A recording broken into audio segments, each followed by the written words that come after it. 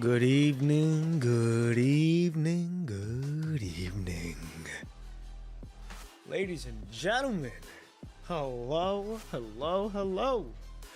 Good evening, good afternoon, and good morning, wherever we may be in this place we call Earth. I am Poppin' P1 for those who are not, for those who are new actually. Welcome, Timmy Boy! Good morning, good evening, good afternoon, wherever you may be. Hope you're having a good one. How are you? How are you? Love the hair. Hey, thank you. Thank you. I've been growing my hair for about a little over 2 years now. We're going on 3 years soon. But hope you're having a good one so far. Welcome to the first new schedule of a stream. Alright, for those who are new here, I will be streaming on this new time from 7 p.m. till 10 Central Standard Time, so you're gonna have to convert that to your time, but this will be the new schedule moving forward. Super excited to be on this schedule. It's gonna be interesting, it's gonna be new, but it's gonna be a different type of pace. It's gonna be an interesting type of pace for show. Pretty good. PGR has been addicting recently, but my vacation is nearing its end. No. Yo, that's all right. Hey, you know, right? And we got a bot here as well. That's wow. They got here quick. That's crazy. We're just gonna do that. But hey, welcome everyone to those who are new here. Welcome. I am Poppin' P1. I do short films, which I'm currently actually working on now. I didn't get to work on it this weekend because I got busy, but I do short films, I stream PGR, and I make shorts out of them. So, it's gonna be a very interesting stream today. Like I said, this is very new stream schedule. We're gonna be doing the floating record today of the long goodbye, which is one cheese. It'll be very interesting what's gonna happen here. Also, now that I'm actually streaming this this late into the night, I'll be actually able to not wake my family up whenever they're sleeping, because anytime I would stream at 6 a.m. I would be playing with fire with not waking them up. So it's gonna be very interesting what's gonna happen there. But anyhow, ladies and gentlemen, again, welcome. I don't want to waste any more time here. We've got a big stream. We're on the long goodbye. We're on the hunt to try to get to chapter 32 or chapter 31 done before the Love Dawn coding goes away. We, I think, have 22 days. Yeah, we have 22 days. We have to be able to beat Devils Never Die, which is the DMC's collab story, and then we have to do a Love Across Time, the coding. We have 22 days for the DMC collab, and we also have 23 days for the coding. So the plan is to try to get this ER done as soon as we can, and then immediately after the floating record, this floating record is done. We're done with floating records for now. We go straight into chapter 31. Super excited to see what's gonna happen there, but like I said, I don't want to waste any more time. And hello! Good morning, good evening, good afternoon, wherever you may be. Hope you're having a good one so far. His brain is pretty strong. Always good having you here. Always good having you here. I gotta adjust the camera really quick. There we go. All right, ladies and gentlemen, I am ready, and if you are, I am ready to go. There we go. All right, here we go. How you enjoying the DMC story? I have not played it yet. I'm gonna wait. I'm trying to get everything. I'm trying to get caught up to the main. I want to get chapter 31 done first before I even touch the DMC story. I haven't heard anything of it. I don't know if it's good. I don't know if it's bad. I do know that the boss is fun, but other than that, I've been keeping away from it, just because I've been so focused on getting these stories all done and getting caught up. But other than that, though, it's not bad.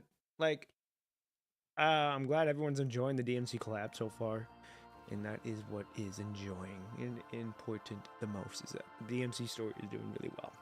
So, all right, ladies and gentlemen, I am ready if you are. We are on episode 1. Wan Chi chapter, Wan Chi chapter. I don't know anything about this. I don't know if it's going to be good, if it's going to be bad, but we are going to see. So, ladies and gentlemen, episode 1, Scout. Here we go. Okay, so we got Kid Wan Chi. Walk forward. Do you see it? The child lifts his head as a gust of wind disperses from the mist, sending his white curls dancing into the corner of his eyes. Not yet. Keep going, Wan Chi. Don't look back. Keep going, just move forward. Yes. Keep going. Here we are. The child reaches the massive oak tree, gasping for air. The journey back here has all been drained him physically. I recommend a voice type. Can I recommend a voice type? Yeah, of course. Go away, ask away. What do you concur?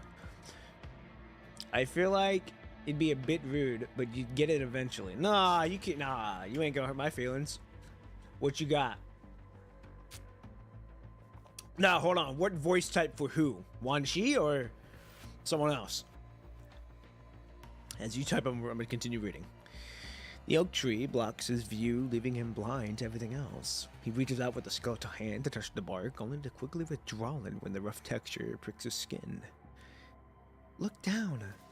Following his mother's guidance, okay, so we now know that it's his mother, the boy bends down and struggles to dig out a pale yellow stone from the soil beneath the tree trunk. It's amber. Amber, is there something inside? I can't see it clearly. The boy holds the amber up into the sky, but with the sunlight hiding behind the fog, whatever lies with the amber grows blurry. A soft sigh drifts from behind, distantly feminine.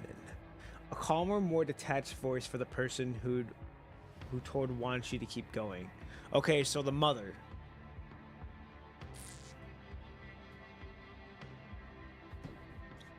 Okay, so it'd be... Okay. Once the sun rises, we'll see everything clearly. This is as far as I can go. This moment marks the beginning of your story, Wan Chi. Mother? Let me tell you a story in this world. There are many people who travel between Earth and Eden, serving as messengers connecting these two realms. Now they want to invite you on a journey to Eden. Perfect. Okay, so like that, I got you. I don't want to go, though. They don't need me anyway. Last time you told me that Eden's traveler screening is really strict. They'll only let you through if either you were really smart or really strong. Something who could fight and do lots of work. They know you're still a child. They'll give you time to grow. The journey won't take long. Just take a little nap. When you open your eyes, you'll be there.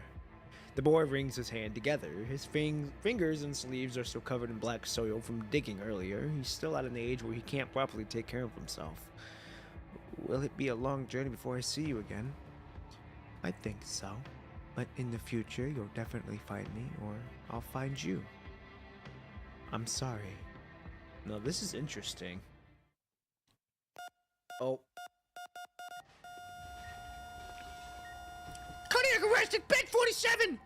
Bed 47? 1-3! How long have they been here? Get Dr. Melody to check on them. I'm on it.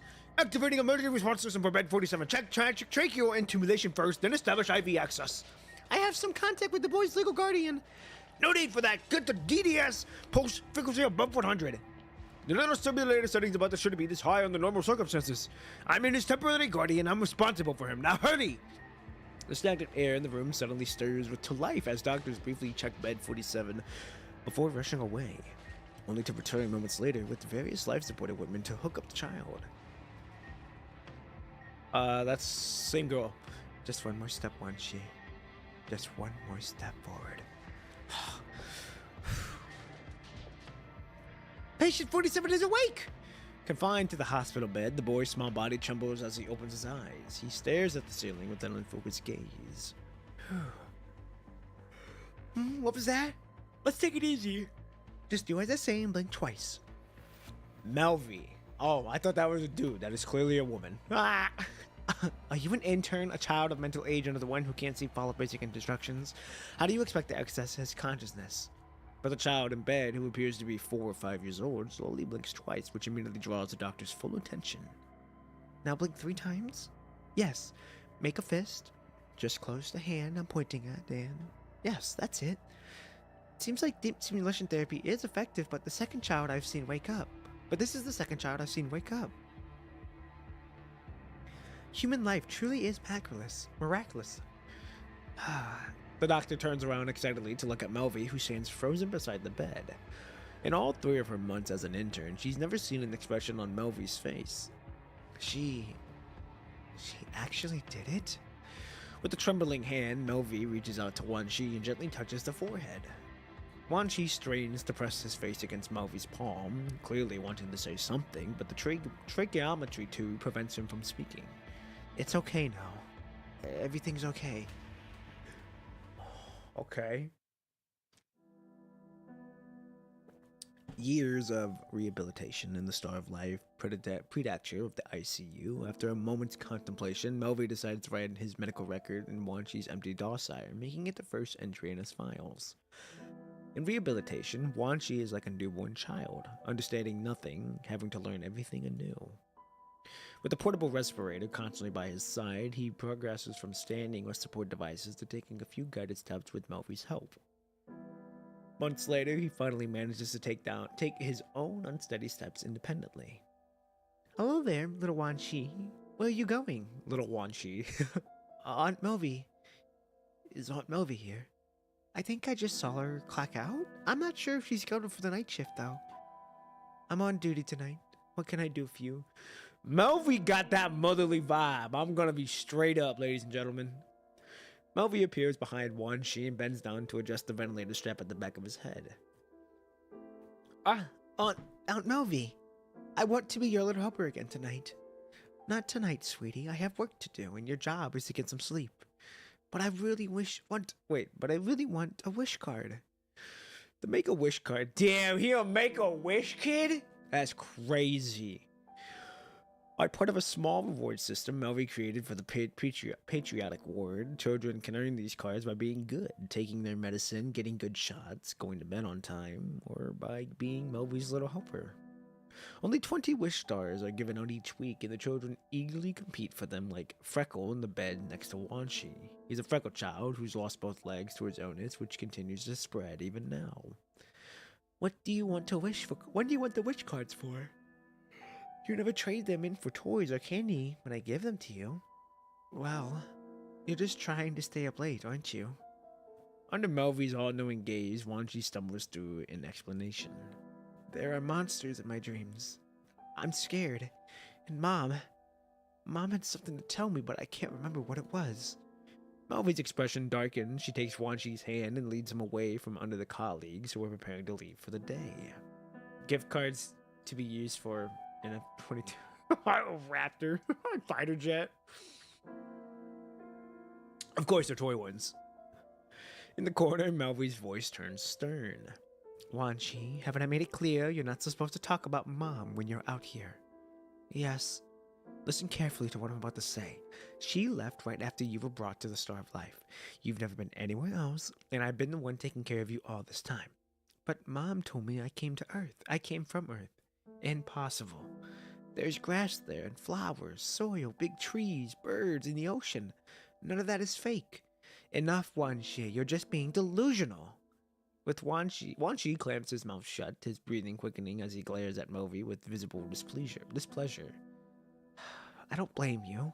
You don't understand, but you must never say these things to anyone else. Absolutely no one. You have no idea what kind of danger that could put you in. The nightmares. You'll get used to them. You'll figure them eventually, Wan Shi. Be a good child, and you'll forget them eventually. Dinner will be here soon. You should head back now, and don't come see me tonight. Wan Shi sniffles. Aunt Melvi. Perhaps realizing her harshness, Melvi softens her tone. Never mind. If you really want to stay with me, you can help me with the medical record tonight. Same as always, you can help move the stool. Don't touch any medicine though.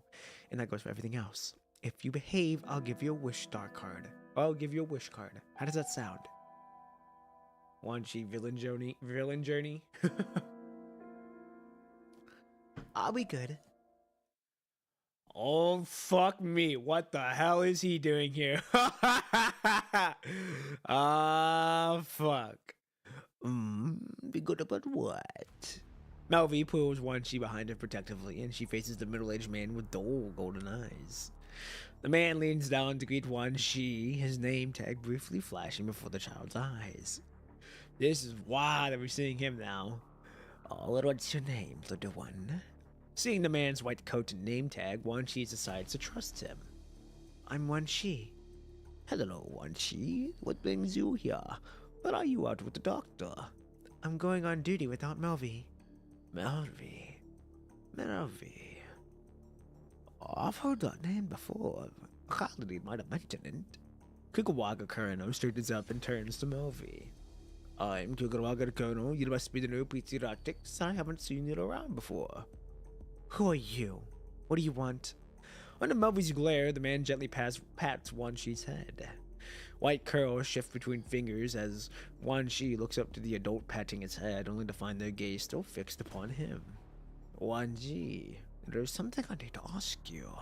He pauses for a moment before asking the question that matters most to Wan Shi. Do you remember your mother? Mother? The word strikes a nerve with Melvi. She instantly tightens her grip on Wan Shi's hand, ready to flee at any moment. So you're one of those people interested in the experiments. I don't know what she did after going to Earth. Nobody does. Wan Shi has nothing to do with her anymore, so stay out of this. Besides, this is Babylonia, not some place where you can hunt for test subjects as you wish. Wan Shi looks bewildered between the two people in white coats. Trusting Melvi more, he follows her instructions and answers the men's questions in all seriousness. I don't remember. I don't have a mother. Wan Shi, don't answer him. Did Melvi dare you to say that? Please leave immediately or I'll have to call security. Oh, I don't want to necessarily. I just need to confirm something with Wan Shi. Wow, he was quick. He immediately was like, okay, little boy, you gonna answer this question. God damn. The man pulls a gun from behind his waist and raises it towards Wan Shi. Melvi lunges forward, screaming something inaudible. Wan Shi remains still. This is the first time seeing a gun. Probably. The dark barrel of the gun looks at him in the eye, then seething pain explodes through his head.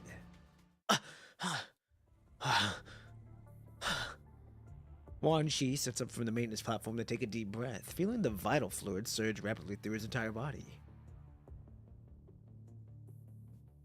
Wan Shi turns his wrist, slowly clenching and unclenching his fist, just like he did all those years ago to wake up when he first awakened to the star of life. He sealed the laboratory. The sealed laboratory is silent, with him and his sole occupant. It's an ordinary day. While the rest of the Strike Hawk carries out their mission on the ground, he undergoes compatibility testing for a new frame in Babylonia. The door at the back of the sealed laboratory slides open as someone drags in a diagnostic equipment. Say, Mohod. Yes, involuntary memory data retrieval. The 17th occurrence this month. The adverse effects is only show minor mind deviation. But the frequency is abnormally high. I've temporarily switched you back to your old frame. Looking sleep-deprived, Asimov connects the diagnostic equipment to an equally exhausted Wan Shi, his burrows furrow deeper as he studies the displayed waveforms.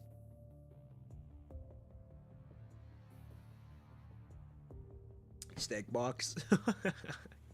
Frame changes do typically cause mind deviation, usually resolved after an adjustment period, but you requested this frame quite a while ago, and the compatibility period isn't short either. These minor issues shouldn't be occurring anymore, theoretically speaking. Then your problem lies within my mind itself. I spoke with the doctor who ended your transformation yesterday. The situation was critical at that time. He had to seal away the memory data, causing mind instability, or the transformation would have failed. You were already aware of the situation, weren't you? Wan Shi nods. Such complications during emergency transformations aren't uncommon. Usually, your memories from where you were still a human interfere with the process, and sealing them away helps maintain a degree of mind stability in constructs. Okay, that's interesting. So they seal away memories, certain memories, to help maintain the mind to a certain degree. Okay. I advise against awakening these memory data. We can't predict the consequences of forcing them out, although you've started accessing them already without yourself knowing it. I'll have your leader request an extended adjustment period for you. For now, avoid taking any critical missions. We'll need a commandant's assistance later. Whether to release and reorganize the chaotic data deep within your mind, or to reinforce its containment. Either way, your mind needs to be stabilized in a controlled environment. So that's why, I think it was Kasenka that told me why they can't get new frames. Or why they can't, like, have a glow up in different frames, because if we give them more mind, or a mind that they don't know about, they're just gonna go fucking haywire, or they're gonna break. Which makes sense. So that is interesting that this does confirm it a little bit. That's very, very interesting. Ah, sure. Go and get some rest. Wait.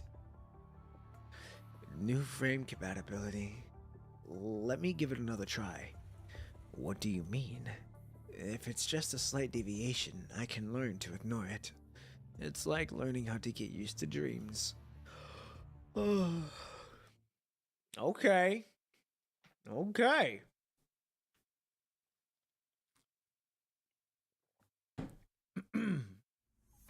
Oh, we're still going. Thought this was gonna be the end of the episode. If you change to another frame with a drastically different look, you might get lost in the sauce. Which is why they need a commandant then, or not just Big Dog here, just a random commandant to be able to mitigate those type of losses that may occur. So it is interesting to have a commandant have to be able to control and keep everything in check. A shrill alarm blares from the monitoring equipment, drawing the attention of nearby staff. Warning! Red tide movement detected in area AQ. Establishing communication local recon personnel. The operator in charge of the area immediately pulls up from the ground communication feed. A video feed is distorted and blurry, only showing rapid movement on the other end. At least audio transmission remains clear. I'm assuming that's 1G. Reporting on the red tide movement in the area AQ. It's been over 44 hours since the last red tide movement. 30 minutes ago, a new movement was detected. It has emerged as an environmental monitoring station, confirming red tide activity. Rosetta and her people were a good display of mind deviation. Yeah. Well, wasn't their boss a good display of that too? Like that maiden, or I forgot her actual name. Wasn't she part of? Isn't that a good example as well? If I'm not mistaken. No, it couldn't be, because she just lost her mind.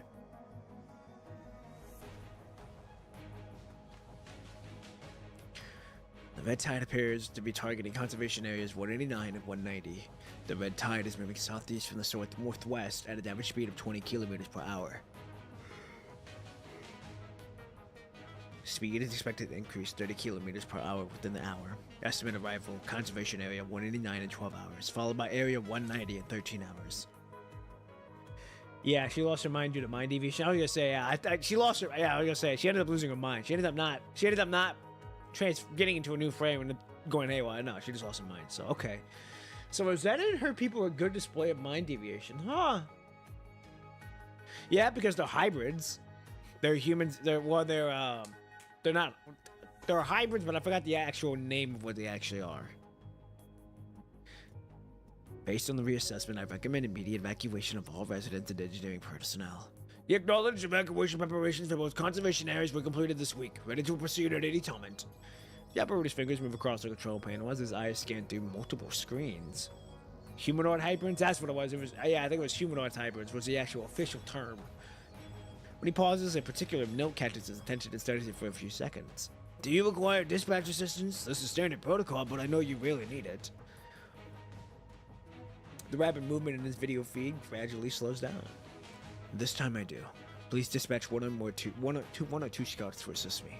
Copy. The nearest scouts have been received of a support request, but this area has always been stable. It might take some time for them to get there. If necessary, we can redirect the team currently on a mission in 2 conservation areas.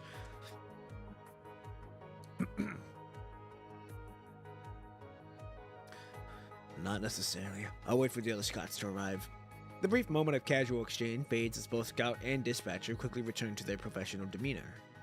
Maintain stable communications and continue monitoring the red tide. As the Dispatcher ends the call, a figure suddenly emerges from the corner. Wait! Behind the new Dispatcher, the monitoring equipment under his charge blinks with red warning lights. There's an abandoned building 80 kilometers northwest of the conservation area 189, right in the red tide's path. We detected an unknown signal there 2 hours ago. I dispatched several nearby constructs to form a temporary squad for investigation, but they've completely lost contact after receiving of a sports request. There was also an elite construct from Nosophiasburg who volunteered to join them. They've lost contact with them too. Really? An elite construct from New Sophiasburg. Okay, interesting. So you're telling me the provisional construct squad has gone missing, and the last transmission was a direct distress signal? The rookie nods vigorously while handing over additional documents. There's this too! Some data was transmitted along with the distress signal. We can confirm this building was once a research facility, but there's no record of it in the Science Council archives. After glancing at the transmitted data, the usually stern dispatcher draws a deep breath before turning to check the information on the other nearby teams. Report this data to command right away, then send me a copy of the provisional squad's roster. I'll coordinate with support. There should be 2 task forces and a commandant on standby in Conservation Area 199 and 192. The closest one is. Information about 2 search and rescue capable teams appear on the screen as dispatcher initiates communication. I wonder who they are. I bet it's Big Dog. I've sent the information about the squad needing assistance to your terminal. Can you confirm receipt? Copy that. Yes, sir, it is us. Ladies and gentlemen, we are finally here. It is so wild that we are now in the floating records. We have been back to back on the floating records. The human sits in a speeding transporting vehicle, studying the detailed mission briefing on their tactical terminal. With the recent increased red tide activity near the conservation area, the Grey Raven Commandant and their squad are assisting the evacuation preparations within the zone. From last night until tonight, 2 partial evacuations have been conducted in the conservation area, led by Liv and Lee, respectively. The Grey Raven Commandant is back in action. We were first at the... Oh god, what was the last place called? We were at Bifrost, and now we're here. According to the original plan, Grey Raven Commandant would handle the last group of residents. Liv would return at dawn to escort them to the temporary shelter with the Commandant to rendezvous with Lee. Just now, scouts issued a red tide anomaly warning to the conservation area. Babylonia also dispatched an urgent support mission to Grey Raven Commandant. According to the OG plan, the GR Commandant would handle the last group of French Canadians at dawn.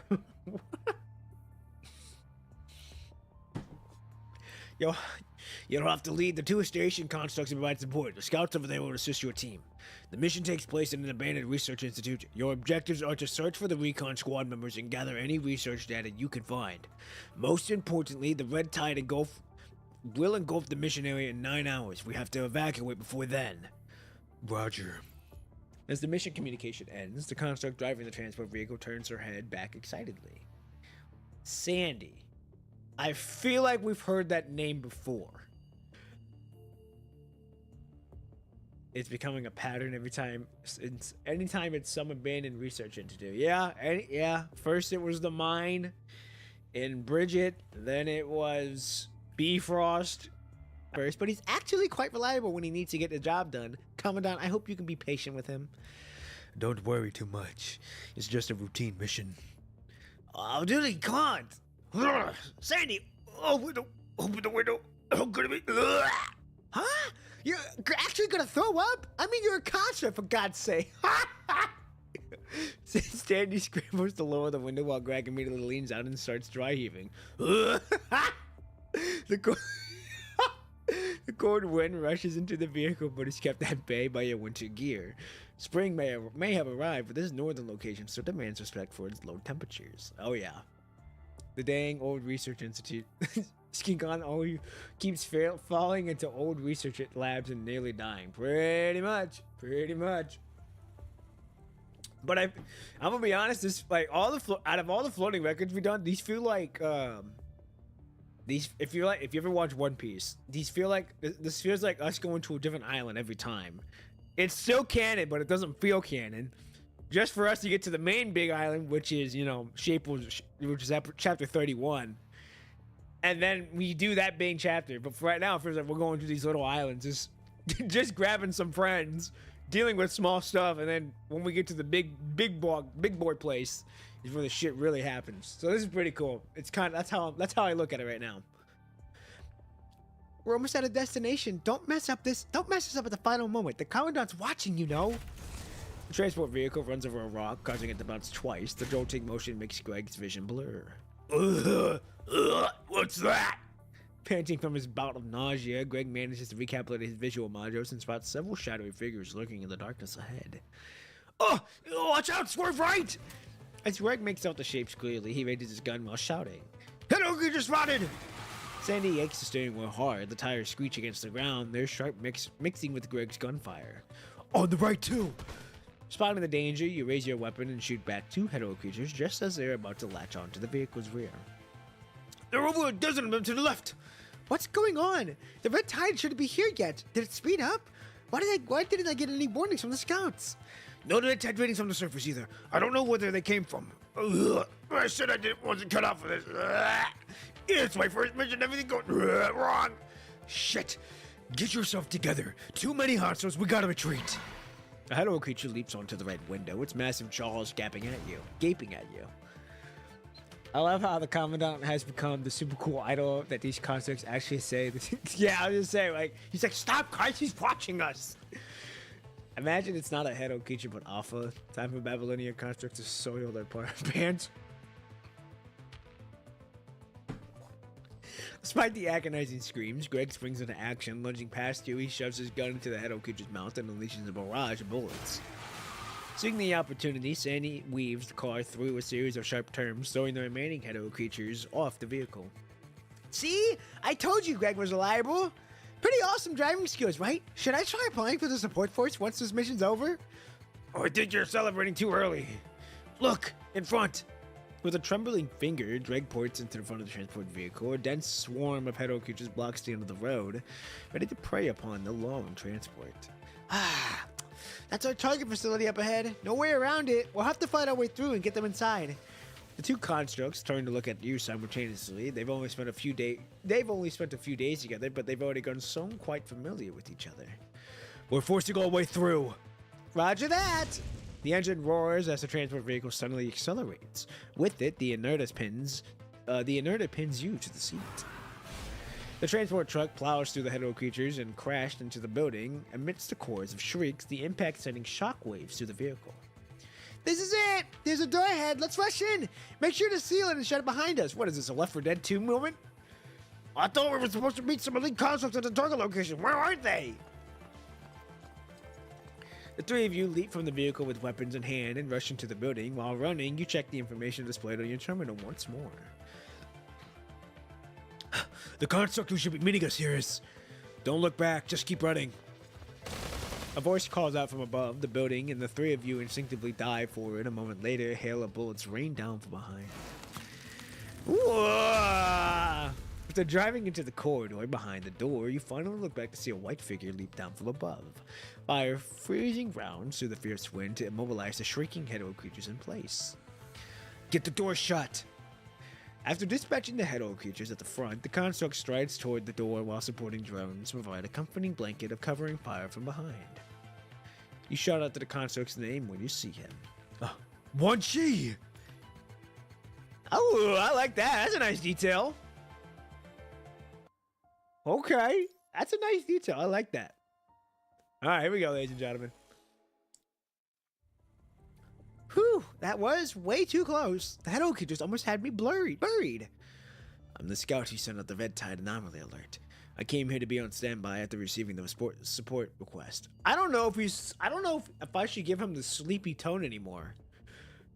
Because I know in his old frame he was always sleepy, so I always gave him I don't know if he's sleepy now though, so I don't know if I'm gonna give him that sleepy tone this time.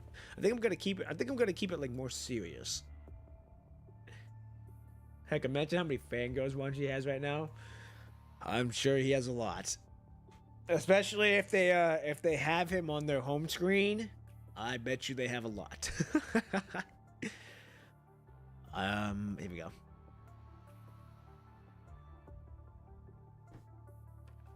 I feel like half sleepy, half firm should work. That's what I did with Wan Shi before. Um, that's what I did before. I was always doing half sleepy and then half serious when his voice when his art would change a little bit.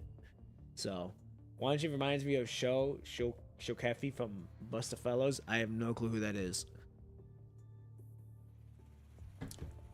A little drawly, so you can still tell it's Wan Shi, but he's locked the fuck in. Okay, yeah. Okay, so I guess we'll keep the half and half still then. So he's just locked in right now. So we'll keep that. Thank God you showed up. Really appreciate it. You're welcome. Wan Shi eliminates most of the Hedo creatures outside, buying time for the three of you to rush inside the building. Everyone takes shelter in the sealed corridor of the research facility, using the brief moment of respite to check their equipment. You finally get a chance to look at Wan Shi's new frame. I heard you submitting an application for a new frame recently. Is this the one? Yeah, got it just recently. My current mission is to monitor red tide movements. Hold on a sec, is this when the last squad that came here was confirmed missing? Sandy and I tried scanning the area, but we didn't pick up any of their signals. It might be due to the facility's internal jamming system. Before you arrived, I did some preliminary scouting. I didn't pick up any signals either, but I can confirm that they are here. They took the same path we're on now. Wan Shi points to the side of his ear. The Hawkeye system. It's a test device that the Science Council installed in the frames. You can think of it as a portable version of a spear of FOS. I can see that there's more information in this corridor alone than I expected. So you're picking up more traces than those from the last squad? Yes, both the old and new information are layered together. The oldest traces were left by the research facility's personnel. The more recent ones, from about 2 years ago, were left by... 2 years ago? Deserter constructs from Babylonia. There are traces of ascendants, too. Interesting. So this place is an ascendant stronghold? It used to be. Greg falls silent and Sadie gives him a familiar pat on the back. And here I was hoping this facility projects would be somewhat normal. Without any mutants, now we find we're about to walk right into an ascendant's nest. I'm definitely gonna be dead weight. I'm not done yet. Greg nearly faints on the spot. The anomalous signal the last squad was tracking remains deep within the research facility, but similar signals are scattered throughout the other areas of the building. Perhaps there are hints inside that some other constructs have left behind, like this one.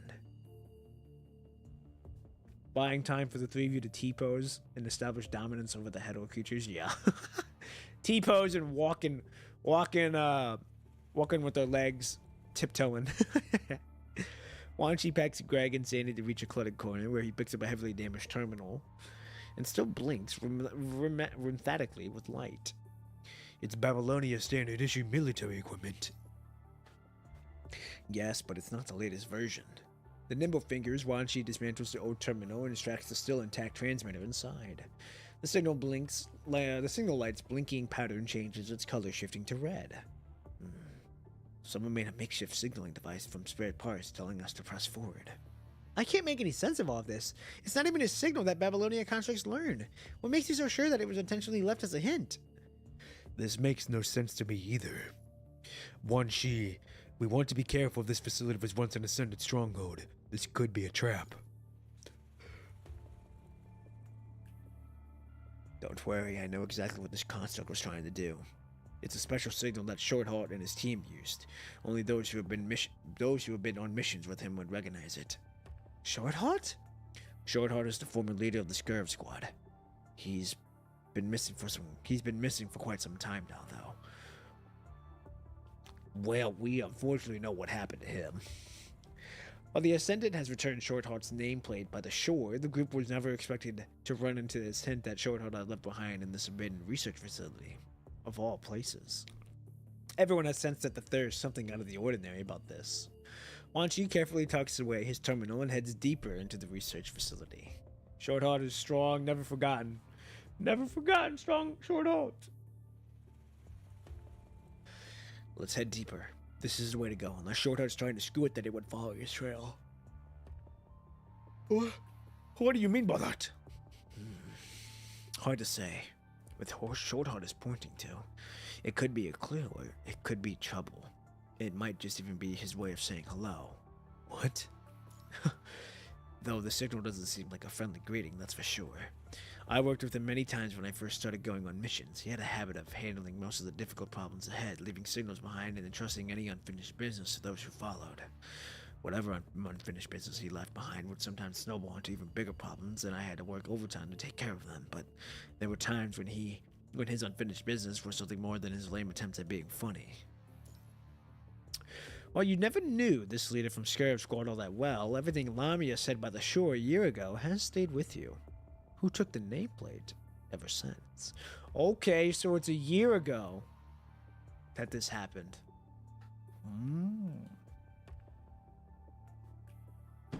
You feel complicated listening to Wanchi's description of Shortheart while looking at the message he left behind. Can you detect when these signals were left behind? If it hasn't been too long, we might still have a chance. It's been there for a long time. Left behind around when he was declared missing. If there was any chance of escape, he'd crawl his way out if he had to. So I'm assuming this is the mission he went on before he got ambushed. Wanchi bangs fall forward and hide his expression. Let's proceed with caution. Okay. Well, it looks like we're finally fighting now.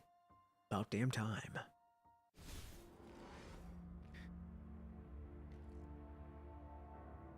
Oh. Ooh, nice. I like this. Let's look around first. Be careful. Understood. Let's go. Oh, God, you're... Oh, we goddamn we are. I do like how the NPCs have their own voices, too. Very, very nice touch. Messy brushstrokes from Unmerged, by the creator reading on the fairy tale, several pages of unknown missing. Toys, books, everything's a mess. The Babylonia construct remains. What happened here? Stay alert. There's still quite a bit of punishing virus left here. The Ascendant use this place as their base, after all. No. It's not just the Ascendant. What the fuck? There we go. Okay, let's get in there. This presentation, this chapter was similar to Eon Fall. Yes, it was. Okay, hold on, I fucked up. This is my choice. God damn, I cannot see. There we go. I like the music. Oh. How is it possible for the punishing virus to be inside here? Oh, They say that whose lab voice got was wrecked. that? All the punishing viruses leaked out.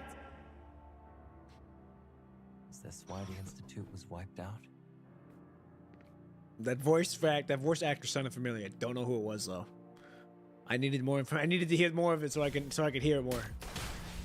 Oh shit! What? There's nowhere to go. Nowhere to hide! What? Nice. Daddy! Good morning, good evening, good afternoon, wherever you may be. Hope you're having a good one. Good to see you here. Hope you're doing a good one. Hey guys, hope you're having a good one. Just passing by to say hi. Since I checked my phone and saw this, gonna go back to sleep. I was gonna say, boy, get some sleep. Get some sleep. This is a good chapter. I can't wait. It's shaping up to be a good chapter right now. We're only on 2 episodes. We're only on episode 2, but it's pretty good so far. But go get some sleep. We'll see you around, Danny. Good to see that you stopped by and hope you're doing well. All right, ladies and gentlemen, let us continue on. I wonder if this is the institute that he came from.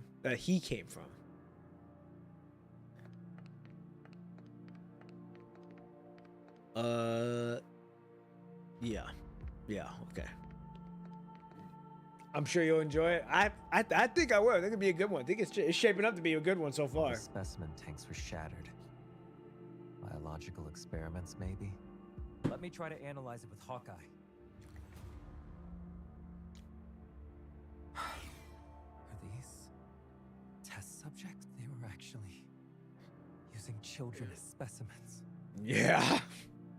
I'm not surprised. Oh my, we gotta fight these guys. I still have the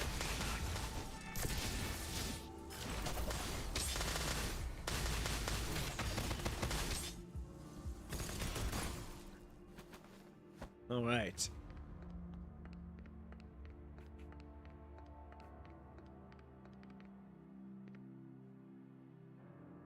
Okay. Nice little unnecessary cutscene. Perhaps when every tear is shed and every drop of blood is drained, the pain will end. That is tough. That's a tough line. Frail bodies imprisoned here, undecaying, unable to find release from its death remains undirt, aging, infecting, and guessing intruders with this broken presence, such as the fate of children who couldn't escape. Ooh. That's crazy, bro.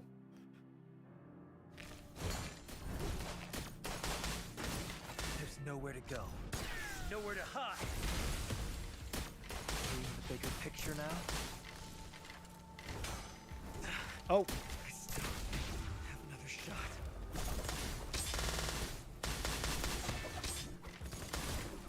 There's nowhere to go. Okay. Nowhere to hide. Get out of here. Bop. Your weakness, see, this is my choice.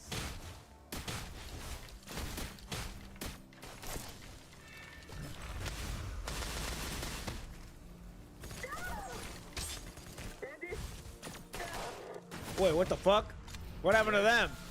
Sandy, this is my choice. Your weakness has been fully exposed. Come on, we gotta finish this fight quickly. There's nowhere to go. Nowhere to hide. Bop, get out of here. Your weakness, see, this is my choice. There's nowhere to go. Nowhere to hide. Okay. Examine all suspicious items. Okay. Let's meet up at the location. I'm afraid this mission is way more challenging than expected. We can't afford to lose any more manpower at this point. Come on, Wan Chi. I like the cutscene and I like the quality. You can really tell the lighting. Whoa! Oh.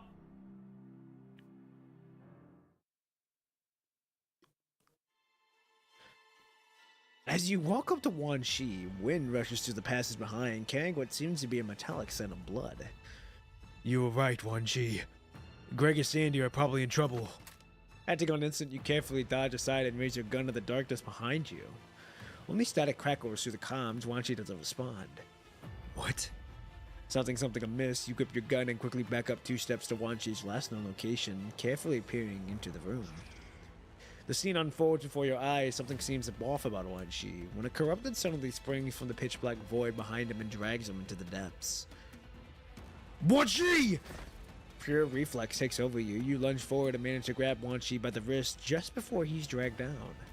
But the consequences of acting on instinct are all too clear. Oh, we go with them. Both you and Wan Chi are yanked down into the void from which a cacophony of crashing sounds comes.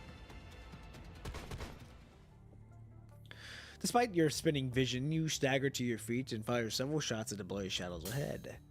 The corrupted fails to dodge. A bullet finds its mark. The corrupted releases its grip on Wan Chi and rapidly retreats down the long corridor ahead. When you look in the direction of where the corrupted disappeared, you see nothing but the marks caved onto the ground by an exposed framework. Wan Chi, are you okay? As you slowly regain your vision, Wan Chi comes into view. With his brows furrowed and revolver clutched tighter, he appears distant and dazed.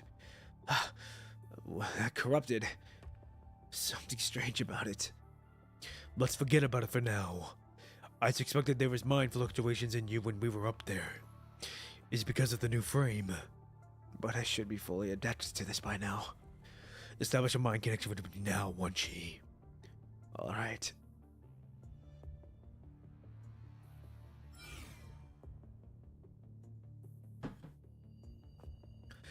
Unlike the calm of the previous connection, you feel turbulent waves as soon as Wan Chi mind beacon enters your mind. Babylonia would never allow you to descend into this condition. There were only minor mind fluctuations before, and even Aswalk gave it to all clear. This is the first time something like this has happened.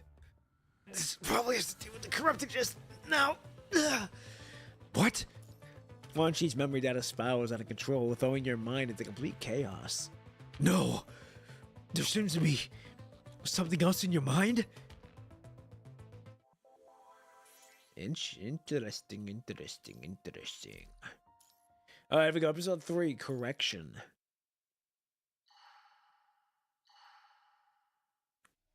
In the endless darkness, water drips next to the ear. He wants to reach out and touch it, but not a single muscle in his entire body would cooperate. He could feel himself being dismembered, skin peeled away, muscles slashed apart. And before his unsupported flesh can scatter across the ground, it's already being remolded into something new.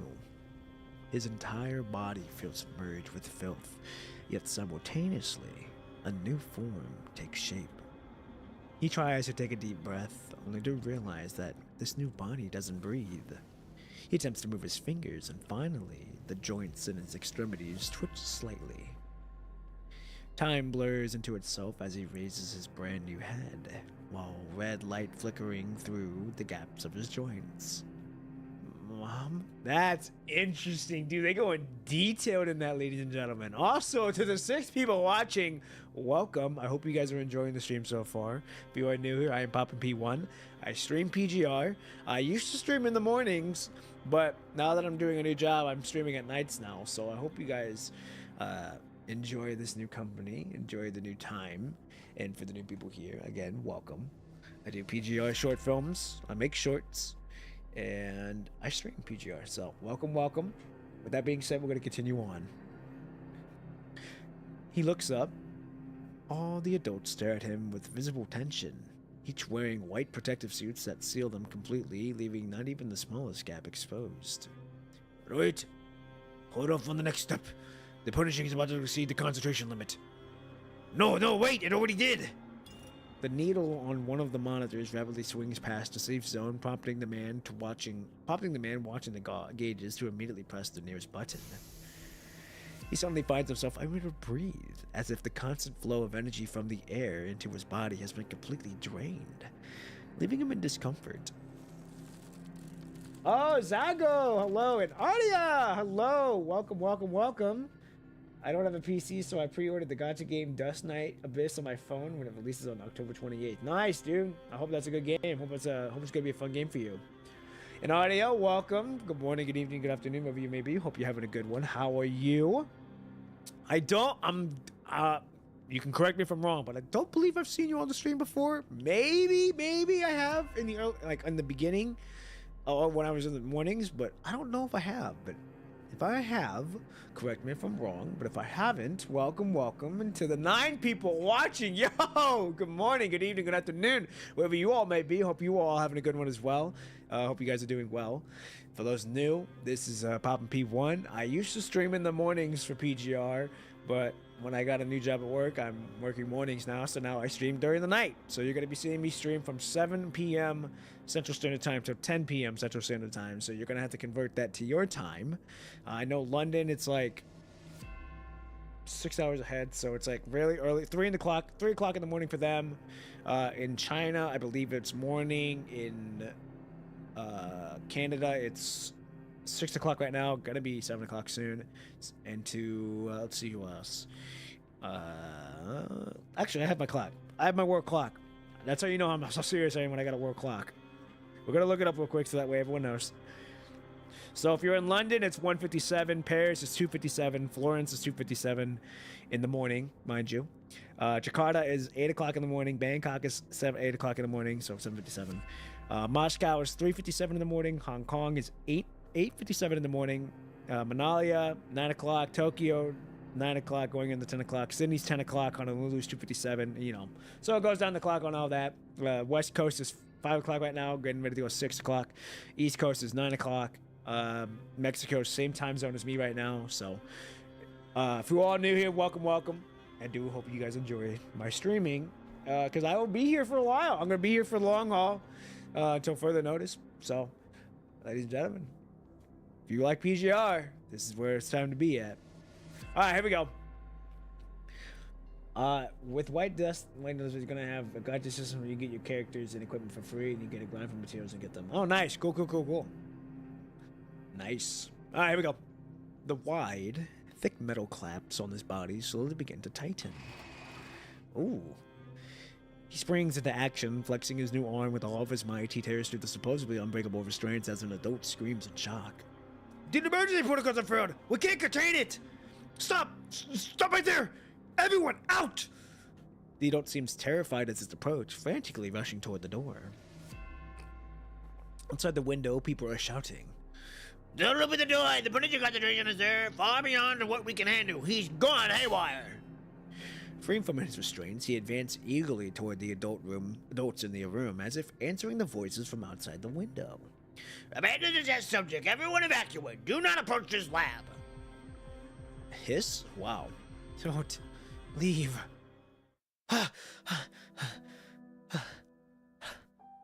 Even the respirator can't muffle the child's terrified scream. Wan Chi jumps upright in bed, making Freckle in the next bed jump with fright. Melvi, doing her routine patient checks, turns to look this way. The child curls up on the hospital bed, still trembling from fear.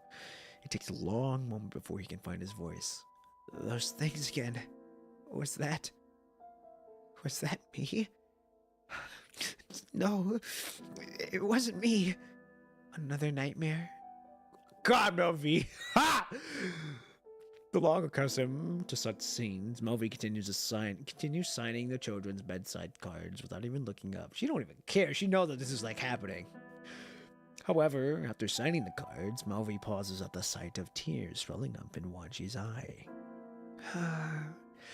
With a sigh, she pulls a colorful card from her pocket and bends down to place it beside Wan Chi's pillow.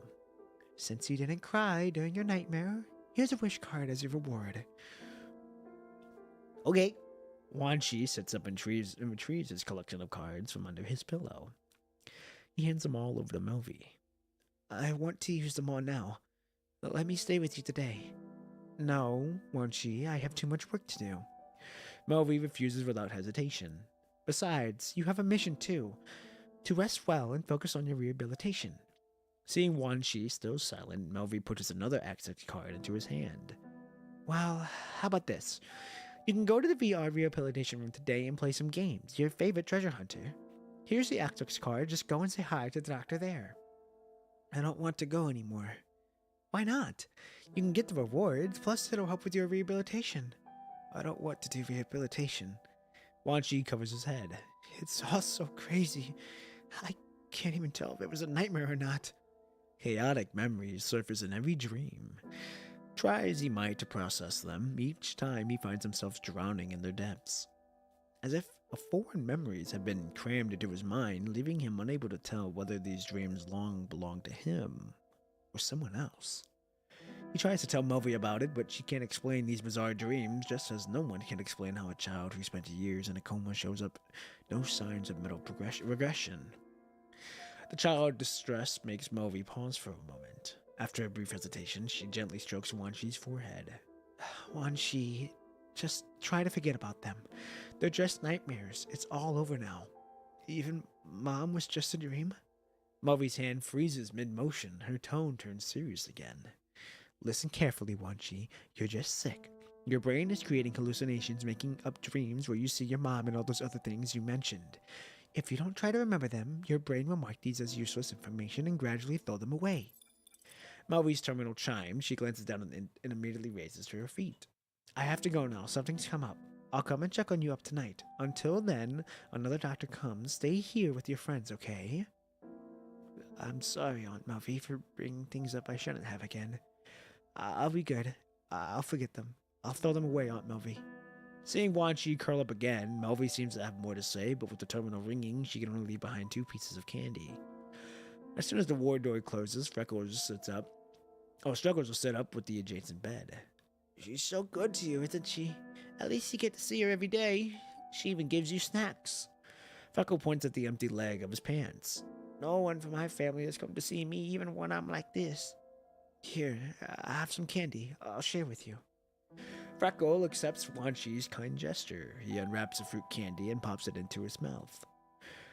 Whatever. Oh, whatever. It's not like it's getting better and such a good thing anyway. Once you recover, they'll ship you off somewhere else. The same thing will happen to you. What? What? Are you planning to live here forever? As soon as you're better, the Star of Life will transfer you to another youth center. What's the youth center? It's where they send all the kids who don't have moms. Freckle crunches down on the fruit candy with visible irritation. I heard over there that they wake you up before dawn and for shots of medicine, they won't even let you eat or sleep. And then there's even the mean old witch who punishes people. Really? I don't care if you believe him or not. Just enjoy your time here while you can. The moment you get better, those doctors will definitely send you away. Why not skip your VR rehab today? Nothing wrong with staying hooked up to the respirator and leg supports, right? Will Melvie let me stay? Do you think she will? She's not your mom.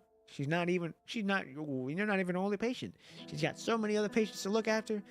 Remember when her terminal went off earlier? Did she choose you or choose the other patients? Well, she kind of felt like she had to, and plus it is her job.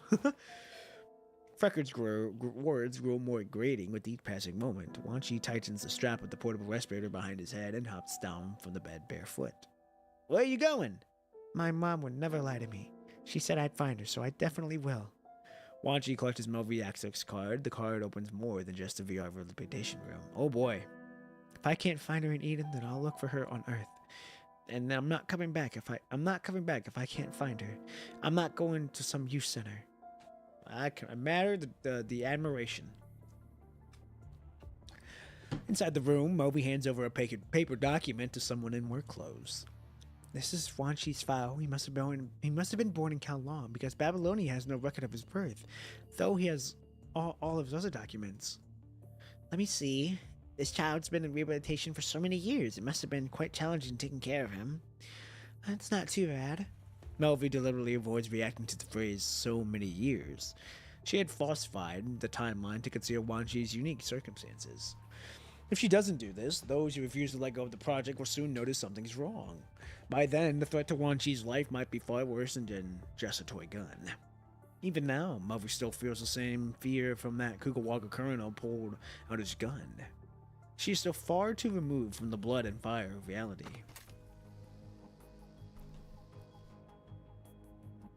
Oh shit, there we go. Come here! Ignoring Wanchi's stumble, Melvie yanks him behind her. The commotion catches the attention of the nurse station. The scene startles Wanchi too. I'm sorry. I shouldn't have said that. You didn't do anything wrong. What exactly are you trying to do? The man ignores Melvie's anger and continues questioning Wanchi. Wanchi, do you remember this? I don't remember. Ha! As Melvie covers Wanchi's mouth, he waves the gun again. It's just a toy. Or it's just a toy. Before he can hand it over, Melvie snatches the toy gun away in anger. What do you want him to remember? To remember having a gun pointed at him? He might just end up remembering this, you know. Kugawaka Colonel's gaze remained fixed on Wanchi, stunning him intently as if searching for something different about him. Melvie falls silent as if sensing something. The nurse and doctors who rushed over to ask with concerned expressions. Melvie? What's going on? I heard a loud noise earlier. And you are... Everything's fine. Please take Wanchi back first. I'll watch over him during my shift tonight. Kugawaka Colonel remained still, silently watching as the nearest nurses take away Wanchi. Everything looks fine. What's all the fuss? I just want to give the child a toy. Turns out I have a soft spot for kids. Oh yeah, that's fucking wild. I already decided to keep him away from everything that has to do with Project Recall, including Wanchu. No, especially Wanchu. I don't know what you're playing at, but you need to stop checking on him from now on, since everything's okay. Wait a minute, so his name is Wanchu. So it's XU, that's crazy. Ha! So we went from Wanshi to Wanshu. Okay. I wonder why he's under that name now. He deserves his own life, free from burdens imposed by people. He will be an ordinary resident of Babylonia, and he will do what he wants. If I see you again, I'll sound the alarm immediately. The inspection's complete. The records check out. He can be transferred to the youth center today. Has all the paperwork been processed? Everything's been taken care of. Alright, sign the temporary guardian field. It took us a month's work of running back and forth to get this done. Babylonia's welfare system is quite a hassle, but you know that's just how it is, right? When it comes to children's rights, we have to be rigorous. Of course. Come to think of it, you weren't particularly close to to his mother, so why did she grant you temporary custody of her child? We used to be colleagues. You won't see this in her record due to project sensitivity. Mulvey signs the document. Well, off to the U side he goes. Also, after this episode, I'm gonna go use the restroom and get another water, and then we continue on. Meanwhile, Wanshi comes up from the ward, clutching the access card Melvi gave him. With sweaty palms, his nervousness evident in his every movement. What Freckles said still echoes in his ears, and he has made up his mind he won't continue with rehabilitation. He doesn't realize he's already lost his chance to delay rehabilitation. Melvi hasn't told him that his recovery has been successful and has reached a level of a normal child, so he continues his aimless search for a place to go. He wanders the hospital corridors, his presence now a familiar sight to the doctors who see him and their most obedient patient and tactily allows his freedom. Yet none of them know what is running through his mind. Where am I supposed to find Mom? Where am I supposed to find this dream that Aunt Melvi talked about? Even if it's nothing but a fleeting dream, he still wants to chase after it. Because it's its only thing he has. He breaks into a jog, something he only managed to do last week. The wind gently brushes past Wanshi's ears, accompanied by the bustle of voices. He sees many guardians bringing their children here for treatment. He suddenly doesn't want to see those adults anymore, so he keeps running until the voices fade into the distance. Finally, he comes to a stop in the corner he's never been to. Artificial sunlight streams through the slates of the Vientine blinds. He finds himself drawn closer. He tiptoes to the blinds and peers down below. He witnesses the other side of the world. He sees it. On the platform near the spaceport, several people in white coats sprinting with a stretcher, carrying a motionless person on it. Why are you so late? Hurry, hurry, hurry! Hurry up! You're in the front! You can think we get back late on purpose? There's still several more in the transport aircraft! The stretcher disappears beyond Wanshi's view as people carry it away. The agitated construct covers her face, spins in the same spot twice, and then looks up aimlessly at the people running past. Wanshi stares in confusion in their exaggerated movements. When the construct's gaze sweeps in Wanshi's direction, he instantly ducks down and hides by the window. His breathing, muffled by the respirator, becomes unusually pronounced. After a long moment, Wanshi finally stands up again, carefully steers a glance at the window. More people gather on the platform. There's fluid pooling on the ground, but it's not that kind of blood he's familiar with. Wanshi turns around to look at the stairway behind him, knowing that the steps lead to the other side of the world. A minute later, the sound of child's footsteps echoes faintly through the stairwell.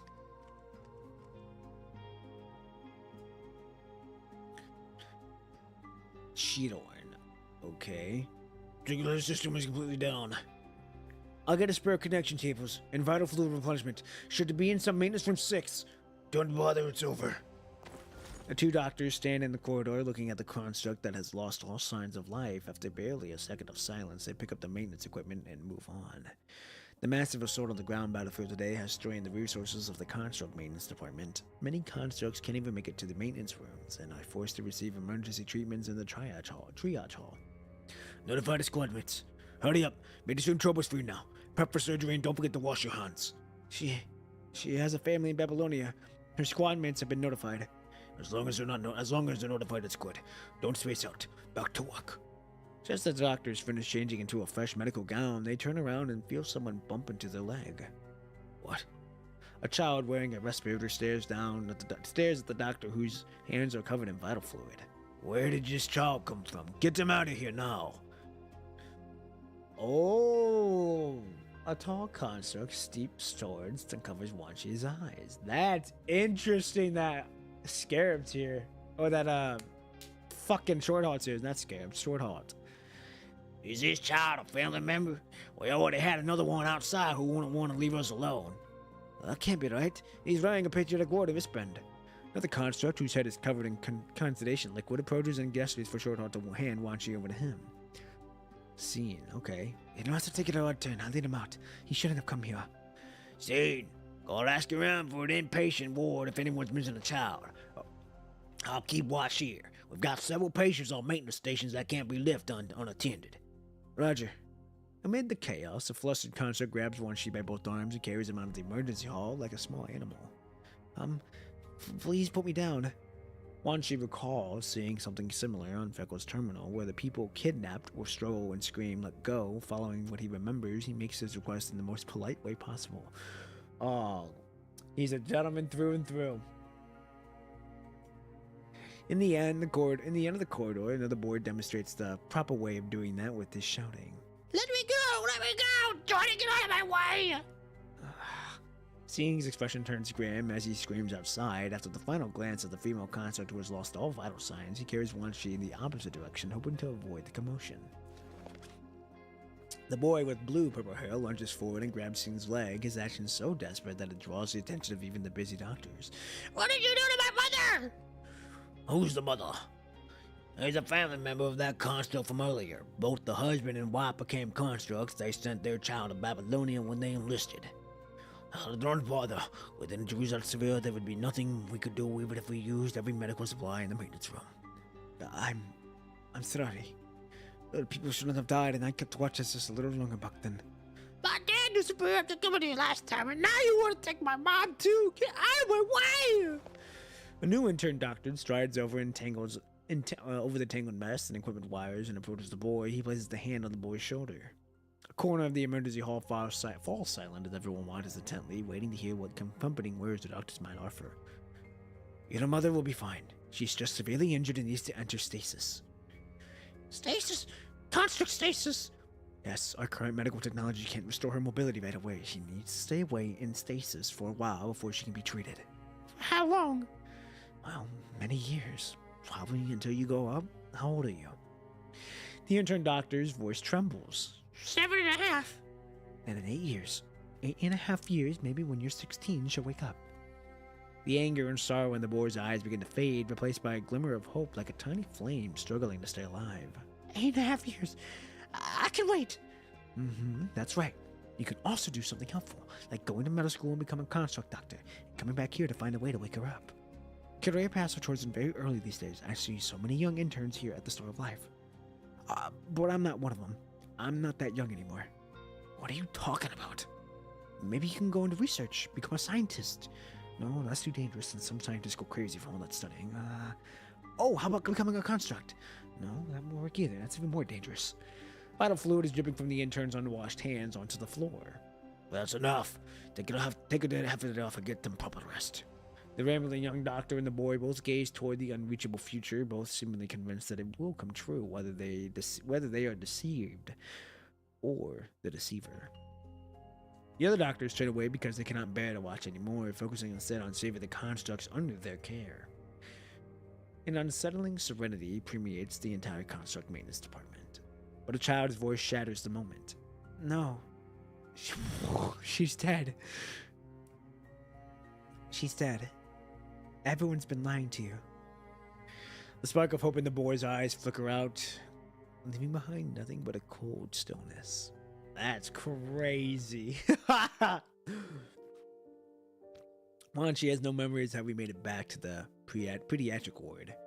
His memories are a blur. He vaguely recalls breaking free amidst crying children and panicking adults, only to turn straight into Melvi, who has been searching for him.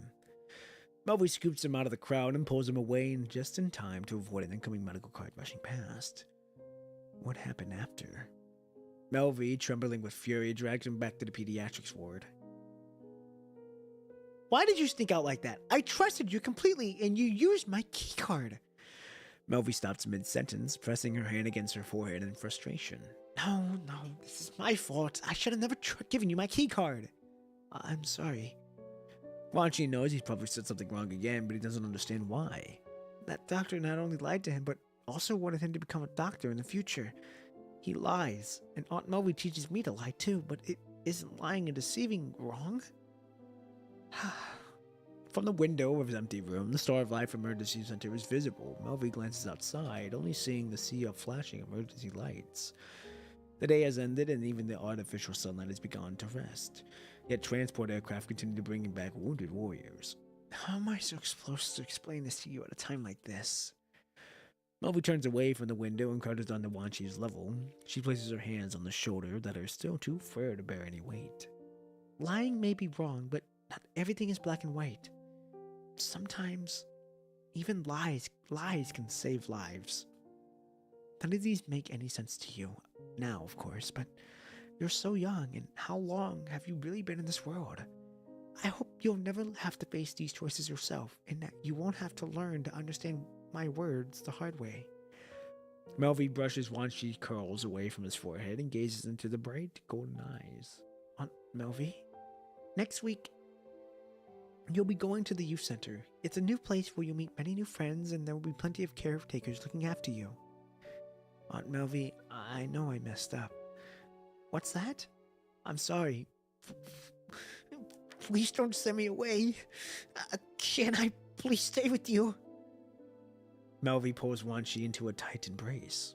We've put too much burden on you. It's not good for you. I'll make this right by keeping you away from all this so you can live the life you were meant to have, the normal life you deserve. Life at Babylonia's youth center will be good, so you don't need to worry. Wan Shi rests his head on Melvi's shoulder, tears falling silently. You know he has made a terrible mistake, one so grave that it cost him his chance to stay with Melvi. I'm sorry. I'm so sorry. This day burns itself into Wan Shi's memory. He cries for what feels like forever until exhaustion finally puts him to sleep. What happened after? He has no say in the matter. A week later, they take him to the youth center. That's crazy. I mean, ladies and gentlemen, I'm not gonna lie. I've been burdened when I was young too, 13 to be exact. So I know carrying them burdens are not easy, but it's maybe who I am today. So anyhow, ladies and gentlemen, I am going to get another water. I'm going to use the restroom, and then I'll be right back. And then we continue on with the story. Be right back. Make sure you guys get some water, get some food in ya.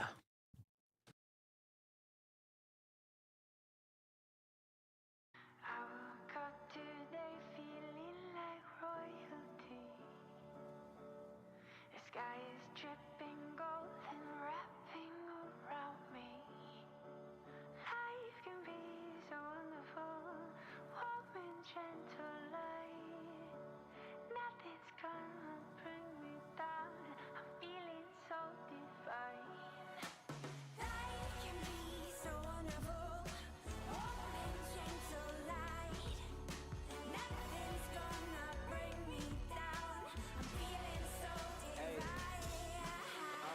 Feeling divine, I'm feeling the vibes. I feel like it's more than just a feeling, what we could define. Let's break through the ceiling, see what limits that we could defy. Cause I could do anything I want, it's for me to decide. Bring you up to speed, take the wheel, let you drive. It's alright on a dark road, let the fire in us be the light. Day and night, yeah, we only seem to free our mind at night. That's just life, that's just how we pay the price. I woke up today feeling like royalty. The sky is dripping gold and wrapping around me. Life can be so wonderful, warm and gentle light. Nothing's gonna bring me down. I'm feeling so divine. Hey, yeah, y'all will never bring me down. Y'all will never bring me down. I feel like a king right now. I feel like a king right now. I zone out when it get too loud, but I'm still locked in, getting lost and found. Y'all will never bring me down. I feel like a king right now.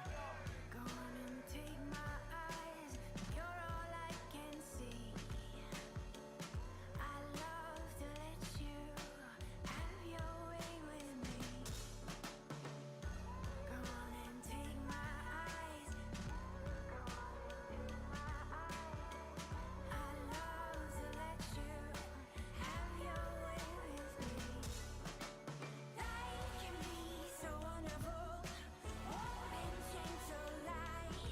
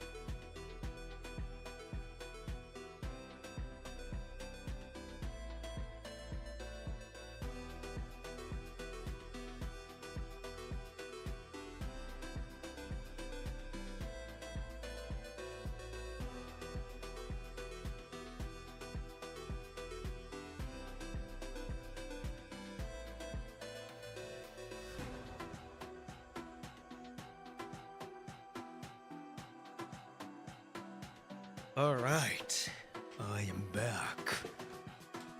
Ah! All right, that's not what I wanted. Hey, what the fuck is happening here? There we go. Oh no, my music doesn't good. I'm gonna have to fix that.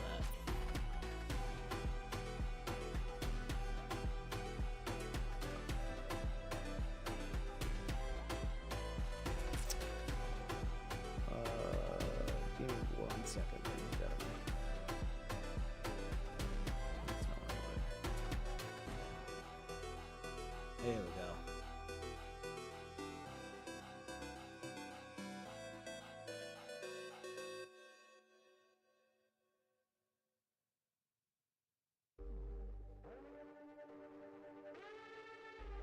Shit, but I don't know why it's not wanting to do it now. Reset.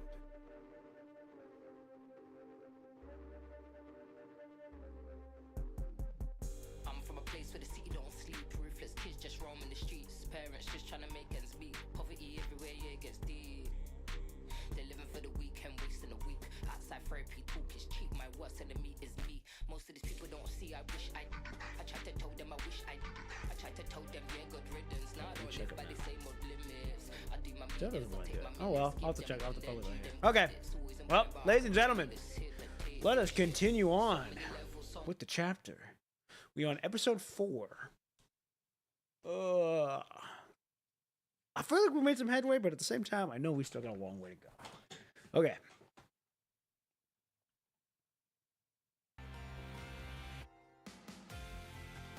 Okay, here we go. Episode 4, Fledgling. Ow! As the volunteer gently urges Wanchi forward for self-introduction, his eyes immediately catch the sight of a blue-purple hair among the crowd. Evidently, he noticed Wanchi too. More obvious still is how clearly unwelcome Wanchi appears to be. During Wanchi's first group activity, session and communal lunch, the boy with blue-purple hair speaks his first words to Wanchi since their second meeting. Get lost and go back to where you belong. He's wearing PJs. Having nowhere else to go, Wanchi ignores the boy's comment and scoops up food from his plate. In an instant, the boy reaches out and snatches away Wanchi's spoon as well. Pilo? A volunteer nearby notices the commotion at the table and approaches, calling out to the boy's name. They retrieve the spoon and place it back in Wanchi's palm. If it weren't for you, my mom would have woken up by now. Woken up? Wanchi recalls the doctor's lie to Pilo, but this time he decides to keep the truth to himself. Pilo, you've broken the rules twice today. If it happens again, there will be consequences. But he was the one who started it! What could Wanchi have possibly done to you? He's only been here for a day. Not here, but at the hospital. The doctor said Mom needed a rest, but he kept insisting. He just had to say that. The volunteer seems to understand what Pilo wants to say and leads him away. For the rest of the day, Wanchi doesn't see Pilo again. Wanchi and the other children his age are currently ushered into a room filled with toys. The floor is soft, and there are many kinds that he has only ever seen through the Freckles terminal, but never in person. You're back, Timmy boy. Welcome back. Welcome back. Welcome back. You're just in time. I just came back from getting my water, using the restroom, and now we're continuing on with the story. As Wanchi sits beside the safety slide, watching the other children line up for their turn, he can't help but think that these activities pale in comparison to being Melvi's little assistant. Even as the artificial sky outside grows completely dark, Wanchi never once climbs up from the slide. On this quiet night, Wanchi silently slips under the covers. As the first child taken in by the youth center after Pilo, Wanchi happens to be assigned to the same dormitory room as him. The room assignment doesn't bother him, as he has become completely absorbed in examining everything in the dormitory. Everything except the night light in the desk captures his curiosity. Pilo finally returns, ignoring Wanchi on the upper bunk as he goes straight to sleep. A faint creak of the door wakes Pilo. Against the glow of the nightlight, a silhouette stands by the doorway. Huh? Pilo snaps awake and shouts at Wanchi in a whisper. What are you doing? I don't want to sleep. I want to go outside. Are you crazy? Haven't I told you that you can't leave after the lights out? No. Fine, do whatever you want. Just don't drag me into what you get caught, you pest. What did the volunteer lady talk to you about? Did she give you a piece of her mind? No, she just told me I could refuse to share a room with you. The youth center has our dormitory, so we could each have our own room. And you didn't say yes to that? She also said I'm older than you, and that you still have nightmares and never slept alone back at the hospital, and that you really are timid. I'm not timid. Oh. Wanchi lets out a yawn. Why aren't you sleeping? You're yawning. Because I have nightmares when I sleep. Oh, so that's what they said is true. Pilo steps flaps into his pillow as I'm still grumpy as ever. I have nothing to say to you. Just go back to sleep. Just go back to sleep. Today's a rest day. You've probably been playing with them all day, right? Things aren't gonna be easy starting tomorrow. What's happening tomorrow? A lot of things. Wanchi shudders. Getting shots of medicine before dawn, not being able to even sleep, and there's even a mean witch who punishes people? What the? What are you talking about? It's just classes and activities at the Basic Education Center. They simply group children of similar ages at the youth center together for lessons. You're the youngest out of the group, and I'm the oldest. Once you reach 13 or 14 years, you can start thinking about your career path. I'm a bit older, but I'm still grouped in with all of you. I'll probably have to leave this place when I turn 16. What are you gonna do after you leave? None of your business! What's Basic Education Center? Is it a place for classes? What's basic education? Whoa, you sure are full of questions, huh? Like a fledgling that has accidentally flown into human society, Wanchi remains curious yet cautious, carefully absorbing every new word encountered. Well... Are you always this slow? Don't you find it annoying? Bello's voice keeps rising.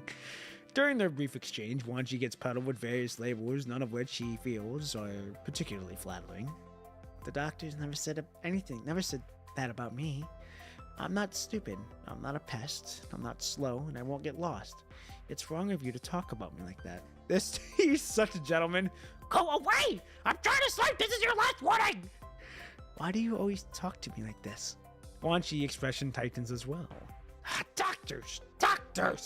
That's all you ever talk about, but you weren't dumped here by the doctors. Did any of them ever adopt you when you love them all this much? How are you any different from me? Everybody's abandoned you. They sent you away, tossed aside like garbage.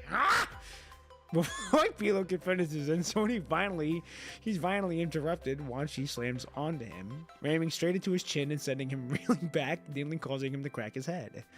Pilo freezes for 3 seconds, just 3 seconds before leaping from his bed as if mortally offended, retaliating without a moment's hesitation.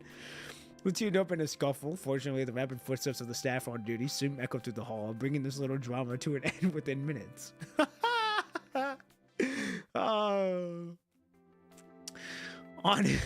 only his second day at the youth center, Wanchi receives punishment. Today was supposed to be their bachelor's enrollment ceremony. According to the other children, their boarding students like them would attend the same classes as commuting students from outside, learning the same subjects. According to Pello, the difference is simple. Commuting students have parents, and boarding students are orphans. Wanchi hasn't met any of the commuting students from outside yet, so he's quite curious about them. If you haven't bumped into me, we could have attended the enrollment ceremony. It's already noon. Why aren't they back yet? Noisy chatter echoes from the other end of the corridor as the new students finally return to their entrance ceremony. Following their teacher's guidance, the students file into classrooms on both sides of the corridor. The group of new students gradually thins out until only the boarding students from the same batch remain at the corridor's end. As the children pass by Pilo and Wanchi, they stare curiously at the two, hanging their heads in shame. Some who understand what the pair did was wrong begin to snicker. Looks like the new kid has gone bad with Pilo. What do you mean by gone bad with Pilo? I'm not bad. Yeah, right. What else would the dorm supervisor punish you? Natalie makes a face. All right, quiet down, everyone. Seeing Pilo infuriated, the volunteer gives him a warning as well. Pilo, stop causing trouble. I wasn't the one who started it! Weren't you the one who started insulting others? That's enough stubbornness for now. It's almost lunchtime anyway. Thank goodness neither of you got hurt. Don't let this happen again, Pilo. Go on inside. Pilo is just getting absolutely ransacked right now. The youth center exchanges a few words with the supervising teacher before waving for Pilo. Wan Chi tries to follow Pilo into the classroom, but a volunteer gently holds him back. Palo is getting ganged up on right now. He is. Wan Chi, come with me. Wan Chi sits in the chair, wiggling his hands. As Melvy's distinctive footsteps approach from behind, Wan Chi turns around to greet her, barely containing his excitement. Though they've only been apart for such a short while, he already misses her deeply. But the moment he sees Melvy's faces, Wan Chi freezes. I heard you got into a fight, and you started it? Melvy questions Wan Chi with a stern expression as she clearly rushed here from the Star of Life still in her work uniform. Wan Chi apologizes instinctively. I'm sorry. Please don't be mad at me. Was there a fight? Are you hurt? He's fine. We checked in and both are okay. Neither of them went all out. Before Wan Chi can say a word, Melvy pulls him up from his chair, lifts his arm and legs for inspection, and begins examining him thoroughly. Do you have any portable respirator with you? If you're having trouble breathing, put it on right away. Your hair's getting a bit long. I should have given you a trim back at the department. Giving him the motherly treatment. Melvy, you are a woman. You are indeed a woman of dreams. Instead of scolding, Melvy frantically checks on Wan Chi and takes out a blue sky lunchbox. When she's done checking on him and sees that she's unharmed, she sets the lunchbox on the table with a hint of anger. Well, never mind. She is playing the motherly role to the T right now, ladies and gentlemen. Fresh out the Star of Life and already picking fights. Quite the troublemaker you are. Aren't you? Well, never mind. Let's get some food in you first. Merv opens the lunchbox and reveals a pitch black mass of chaos and emanates a terrifying smell. It might not look much, but it should taste good. I cook this at home, like this sometimes too, so don't worry about it. Wan Chi sits at the table and takes a few bites before hanging his head low. Ugh, I'm full. Full already? You've only been here for a day and you're eating less and less than during your rehabilitation? Wan Chi? Wan Chi tears crash onto the dining table. Is the food that bad? Oh, no. Palo started it. He said none of you wanted me anymore and that you all wanted to throw me away. Mom insisted on sending me to eat and I did everything she said. I ate my meals properly. I slept quietly, but you all threw me away anyway. That's not true. No one wanted to throw you away. You just couldn't stay at the hospital anymore. You need more people looking after you. Volunteers, caring individuals, teachers. This is the best place for you. Besides, only with proper education can you qualify to be an ordinary citizen of Babylonia. You're the smartest child I've ever met, Wan Chi. Even if you're a bit younger than the others, you'll excel in your studies. Babylonia is where you'll have a future. There's still a way. You can adopt me. If you adopt me, I can become a commuting student. I'll study hard, I promise. I'm not qualified to adopt. I shouldn't even be visiting you. I know it doesn't make sense to you, but this is the only thing I can do for you. Melvy is a busy person. Her visit today seems to be merely the check-in if Wan Chi is hurt, and she can quickly call back to the Star of Life by she's quickly called back to the Star of Life by an incoming call. Having failed to secure adoption, Wan Chi tried his back with his lunchbox, shoulders slumped. No sooner does he sit at the boarding student's table when he notices Palo glaring at him once again. Well, at least we know that she's at least tried to get him adopted, so that way, he could still live with her. So we can give A for effort there. Having been caught staring, Pilo quickly looks away and lets out a contemplative snort. What is it this time? Pilo takes a spoonful of soup, acting as if Wan Chi hasn't spoken at all. Wan Chi opens the lunchbox and takes a moment to brace himself. Despite being a brilliant doctor, she's a terrible cook. But he decides to eat it anyway. Whatever Melvy gives him, he treasures deeply. Just as he steels himself to dig up an unidentified object, Pilo finally breaks their silence. Well. Didn't think you have someone watching your back. What? You don't get it. Look, she wants to adopt you, right? The light in Wan Chi's eye dims. No, she's my doctor. She's the one who brought me here. but she still comes to see you. That's what having someone's watching your back means. Besides, she's a doctor. That's the best profession there is. When I grow up, I want to be a doctor too, so I can save my mom. Wanchi knows which topics to avoid around Pilo now, quietly wolfing down the meal Melvin prepared, barely even chewing. But the envy in Pilo's eyes is impossible to miss. Remembering how Pilo broke down crying at the emergency center that day, Wanchi swallows a mouthful, steams himself, and pushes his lunchbox forward. What? Want some? I don't want any. What makes you think I want that stuff? It's okay, you can have some.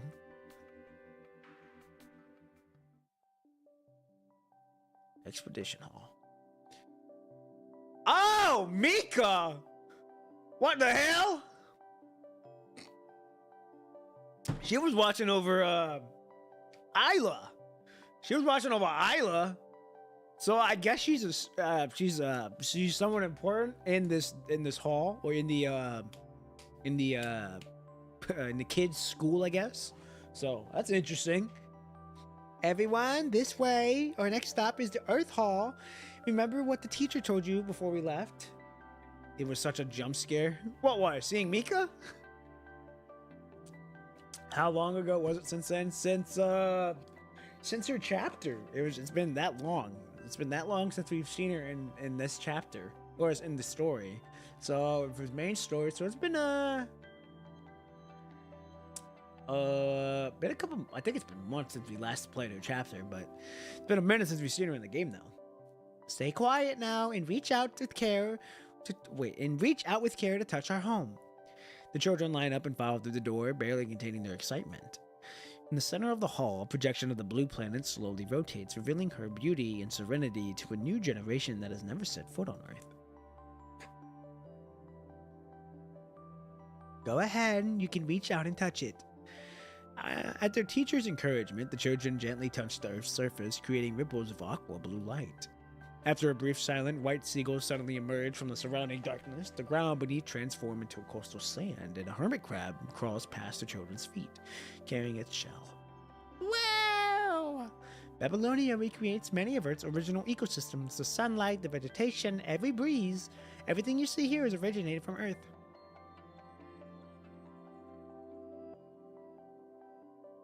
Humanity shares an unbreakable bond with Earth. One day, we're all going to return to our homeland. The children reach out to touch Earth, their eyes filled with wonder at the beautiful yet unfamiliar sights. Alright, you have 30 minutes to explore this place. Make sure to assemble back here on time. We still have many halls to visit. You haven't mentioned the most important part. Huh? The punishing destroyed everything. In mere decades, it left Earth in ruins. A middle-aged volunteer from the youth center waves his hand, manipulating the virtual Earth as it completes its rotation. A dark crimson spread across its blue surface. The lights of civilization fade away as black smoke rises from the craters. Wait, don't tell him these things. The volunteer gives Mika a brief glance before continuing anyway. Your peaceful life here in Babylonia, your education, your very future. All of this exists because people have sacrificed themselves for you. They face the enemies on the front lines without fear, fighting with mortal flesh to reclaim Earth, soil, inch by inch. You're different from your classmates. Most of your parents sacrificed their lives on the front lines. Their comrades in Babylonia entrusted you to us, allowing you to grow up under public care. You must always remember why your parents gave their lives. Never stop asking yourself, will you follow in their footsteps and continue their noble cause, or spend your life as a mediocre beings in Babylonia's greenhouse? The children stare at the volunteer, completely lost. They're probably like, huh? That's enough! They can barely understand what you mean to lose their parents. Why are you forcing their predecessors' fate upon them? I'm going to report today's incident to the youth center. If you can't take responsibility for their future, then stop giving them such irresponsible guidance. Once again, the children turn to Mika with bewilderment looks. Alright, everyone, let's head to the next exhibition hall. The next one houses the Gassault. Mika cuts the free period short, hurdling the children at the front ward, the exit, instead of letting them explore the Earth Pavilion as planned. At the back of the line, Wanchi whispers to Pilo. My mom didn't sacrifice herself. Yeah, you're right about everything. My mom is in stasis too. Let's not talk about that. What does mediocre mean? Ordinary? So Aunt Melvie wants me to be mediocre? Useless? Well, I don't want to be mediocre. I couldn't care less. After returning from the exhibition hall, the children from the youth center gathered the dinner as usual. The volunteer who gave the emotional speech at the expedition hall is nowhere to be seen. Now, correct me if I'm wrong, but this is where Selena... this is where Celie... Sorry, not Selena. This is where Celie and Isla grew up at, correct? Like, they had to grow up in this group, or in this class, I guess, place, youth center, in this youth center. Correct me if I'm wrong, but I believe that's where they grew up because they were born in Babylonia. Correct? After Rhoda at the part, Wan Shi chews slowly as he recalls the sights from earlier today. Birds, soil, the beach, everything seemed too real, if not for the exhibition hall's hard floor beneath his feet. He knows that both day and night outside are merely simulations of Earth's ecosystem. With weather limited to either sunny or cloudy, he has experienced so much more on Earth.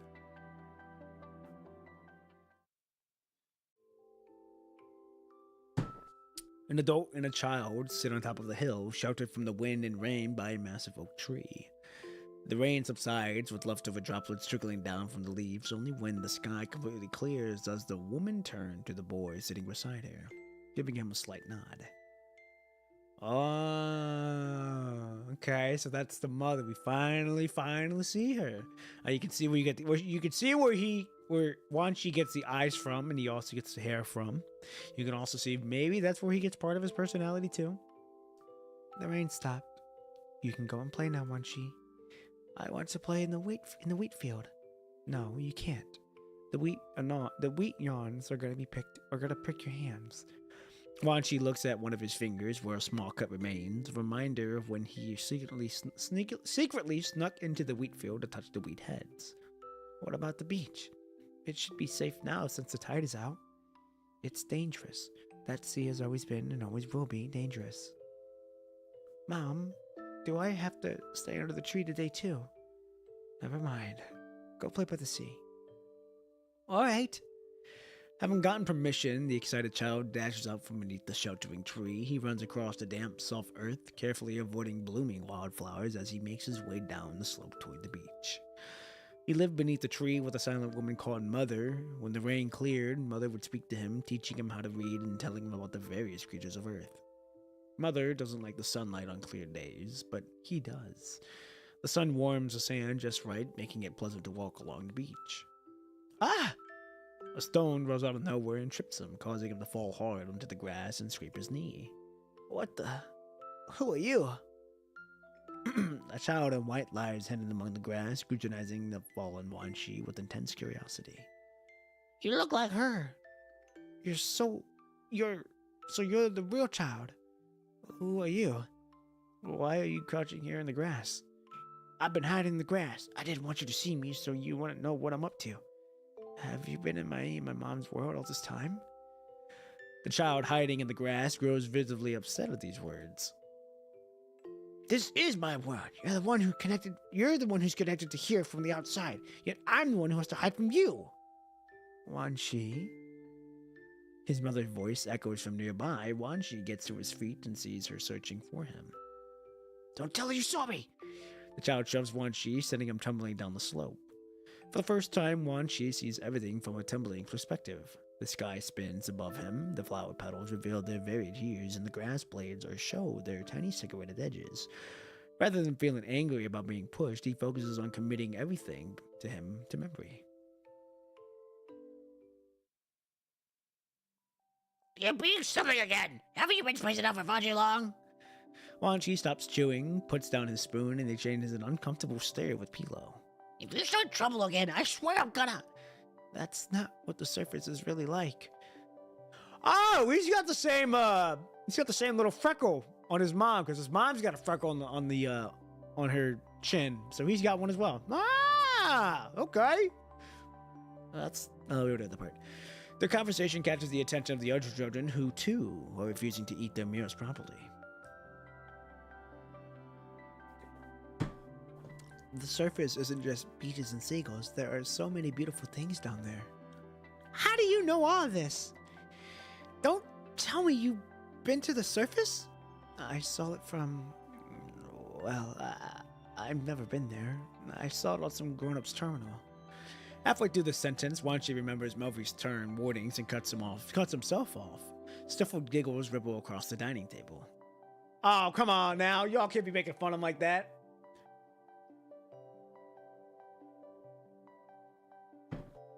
Timmy boy, once again, you're really observant. I mean, I gotta be paying attention. You know, it's like class. You know, I gotta be able to take them notes and look. Carefree Dot, yo! Good morning, good evening, good afternoon, wherever you may be. Hope you're having a good one so far. Everyone I like is streaming right now, so I'm making my rounds. Oh, that's cool. Hey, that's pretty cool. Glad to see you stop by. Hope you're doing well. Hope you are enjoying the people that you're watching on stream. Hope they're doing well as well. Hope you're enjoying their time as well. So good to see you. Hope you're doing well. I'm not gonna lie, it's not bad streaming nighttime right now. It's my first time streaming nights so far. We're doing pretty well, I would say. We've got 6 people watching. Very grateful to see people are watching me, whether they're new or been here before when I was streaming in the morning. So it's very nice to know that there are people watching. So it's very cool.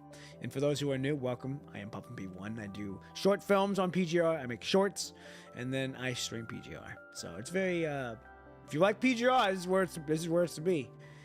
So hope you all are enjoying so far. Again, Carefree Dot. Glad to see you here. Glad to see you stop by. Hope you're doing really well. Ladies and gentlemen, we're gonna continue on here. I know. There's the punishing down on Earth. A boy with a quiet voice slowly raises his hand. My parents died in battle. Their sacrifice earned me permission to come to Babylonia. Haven't you seen the machines glowing red? Haven't you seen people's limbs blow off? Wanshi recalls his own nightmares, which also feature machines glowing with that same red light. The boy turns his clouded eyes towards Wanshi. Wanshi, the surface word that you see in the terminal really was wonderful as you think? Mustering his courage, Wanshi stands up from his chair. As his feet presses against the padded floor, he tries to imagine the feeling of real soil beneath. Yes, there must be many good things left on Earth beside the punishing. The child begins to speak, stumbling over his words. He begins with the seascape he's glimpsed today. Beyond the shells, fish swim in the rainy waters. The sand isn't all soft and fine as one might think. Sun mud flaps are too dangerous to walk on barefoot. They tell us about eternally golden wheat fields and warn us to never touch their sharp awns. They speak of towering trees and thick canopies of deep beds of fallen leaves. Beneath these trees grow not just the same vegetables in our greenhouse, but also morning dew, wildflowers, wild grass, and ladybugs with 7 spots on their backs. And then there's rain, and when the rain stops, birds fly through the trees. Not seagulls, these birds have gray tipped wings and beautiful patterns on their bodies. Do they shed their feathers? Yes, I heard that feathers feel soft and light to the touch. More and more children turn to Wanshi to listen to him describe landscapes they have never truly experienced. Do feathers have a smell? Why would anyone press their face against them to find out? No, of course not. The children burst into laughter. Artificial sunlight streams in from outside the youth center, illuminating a frail child at the dining table as they eagerly discuss the sky, the earth, and what real sunlight and moonlight must feel like. Are we ever gonna see what Earth is like in our own eyes? I think Mom and Dad are down there too. Of course, I'm definitely going down there. I'm gonna need to find... Remembering Melvy's words of caution, Wanshi holds his tongue. He gazes at the artificial sky beyond the youth center, wondering once again if this is his mother, whom Melvy sees as a terrible threat, but still waiting for him somewhere on Earth. I believe Natalie turned into a construct. Correct me if I'm wrong. I believe she was a construct that we've met. And we've got Rosetta here. Ooh, okay, interesting. Episode 5, Dreamer.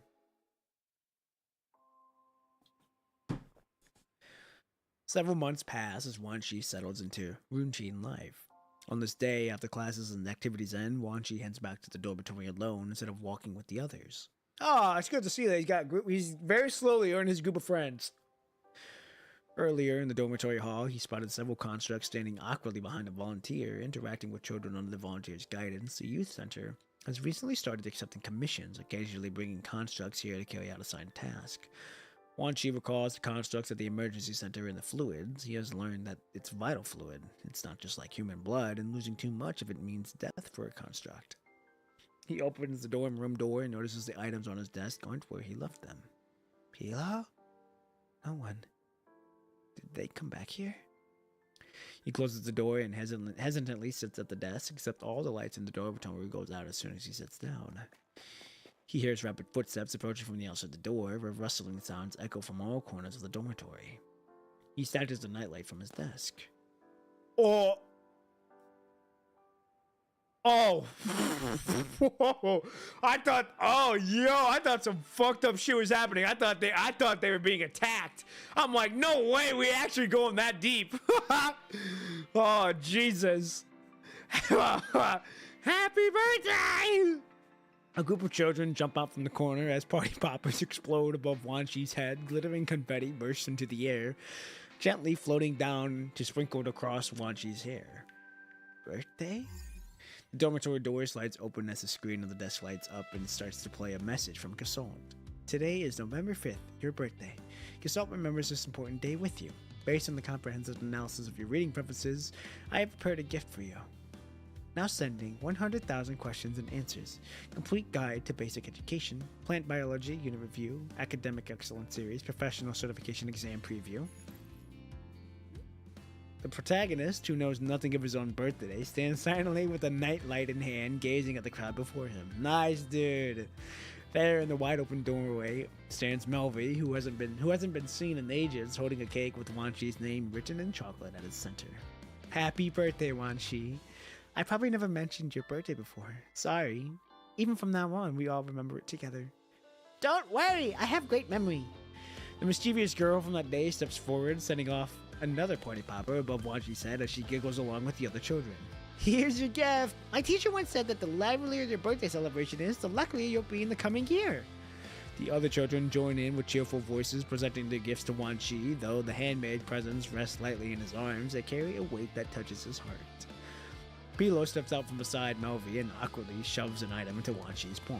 Here's your birthday gift. It's not for me specifically. The teachers had everyone prepared together using the things you talked about. The things I said? Oh, yo! Wan Shi carefully examines the gift in his hand. It's a dream catcher.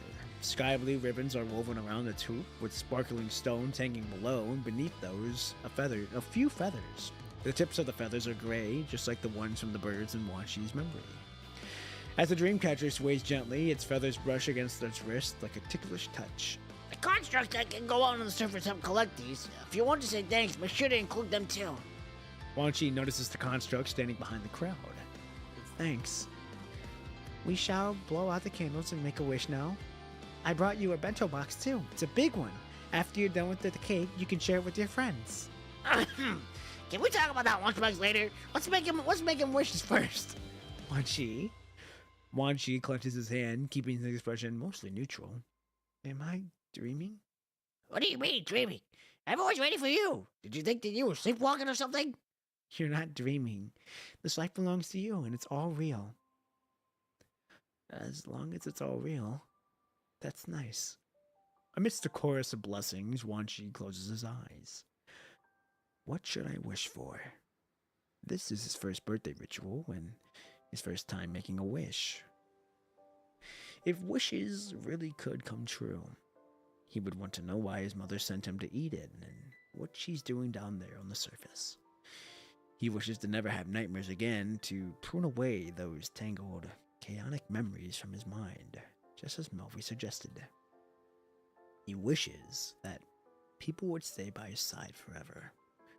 He may be young, but his dreams are endless. The world falls into darkness, with only the faint light of birthday candles flickering dimly ahead. The candlelight illuminates fragments of memory data. He recalls his mother's promises when she brought him to Eden, the moment he first opened his eyes in the Star of Life. In the depths of darkness where he never dared to dream, a beacon shines. A sudden pain shoots through his head as a message transmits itself through the power of only the wish. The beacon transformed from blurry candlelight into crystal clarity, taking only 20 seconds for the vital fluid to course through his entire body. Vital fluid? I thought he was a human. Now that's interesting.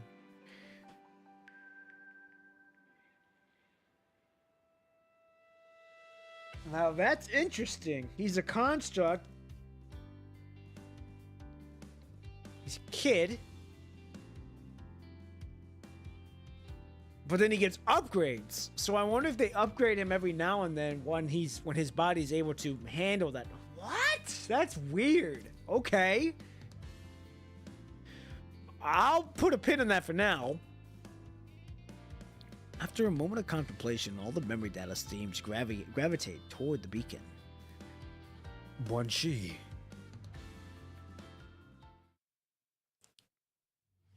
The construct's eyes remain closed as you detect sealed memory data deep within his mind.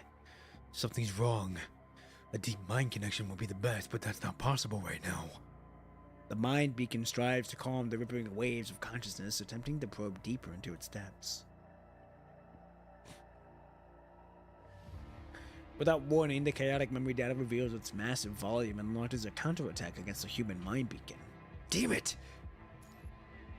Watch out! Someone pulls you from behind and just in time. In that moment of clarity, they sever the mental connection. Wan Chi's eyes snap open as well, and together you turn to face the figure that has appeared. A construct. Rosetta? I didn't expect our meeting to come so soon. What's going on? Your name isn't on the temporary squad's roster. I was a part of the temporary squad. That's right, I joined them on my own accord. Conservation areas 189 and 190 provide energy for the new Sophiasburg. I've been staying in the vicinity lately. The mission to explore this abandoned research facility isn't high level at all, but I remember the experiments from the Arctic Union route, so I just... Rosetta shows signs of fatigue. You must have come back because you received my message, so you should know what's happening. Everyone in the team except me has lost contact. I need to find them before we can leave. Okay, so she was part of the group. She volunteered. It was her that we saw the signal, her that we received her signal on, and now she's here. I understand. But you guys don't look so good either. What's happening out there? Probably similar to what you've encountered. Wan Chi stands up and adds a clarification. It's not safe outside. The red tide is spreading rapidly and will engulf this research facility and the two nearby conservation areas. We're running out of time for rescue and search operations. We've lost contact with our other two squad members, and as you can see, the Commandant and I were dragged down here too. Dragged down? Did you notice that corrupted that's only half corrupted? Rosetta shakes her head. How did you get down here? Bad luck. What? I accidentally fell down here. Well, okay. Rosetta closes her eyes wearily. Oliver. Stutter every mission has been pretty straightforward. All the documents are in plain sight. Oliver, this device is still operational. See if you can create a backup of its data. Right on it, but I found the terminal. Want to take a look at it first? Terminal? The terminal in Oliver's hand is nearly destroyed, but it's still recognizable as a Babylonian military tactical terminal. Looks like a consulate from Babylonia has been here. Could it be could be rogue constructs? The scans show no one's inside the building, but we should still proceed with caution. The terminal suddenly crackles alive, its screening lighting up as a stream of corrupted data flows across it. Meanwhile, the same sound echoes from behind a piece of abandoned equipment nearby. Acting on instinct, Rosetta stops Oliver from investigating. Stay here and back up the data. I'll go check it out. Soon after, Rosetta spots numerous terminals in the dim corner, stacked deliberately onto what resembles a small mountain. We need to report this immediately. This must be a stronghold for deserter constructs. Strange.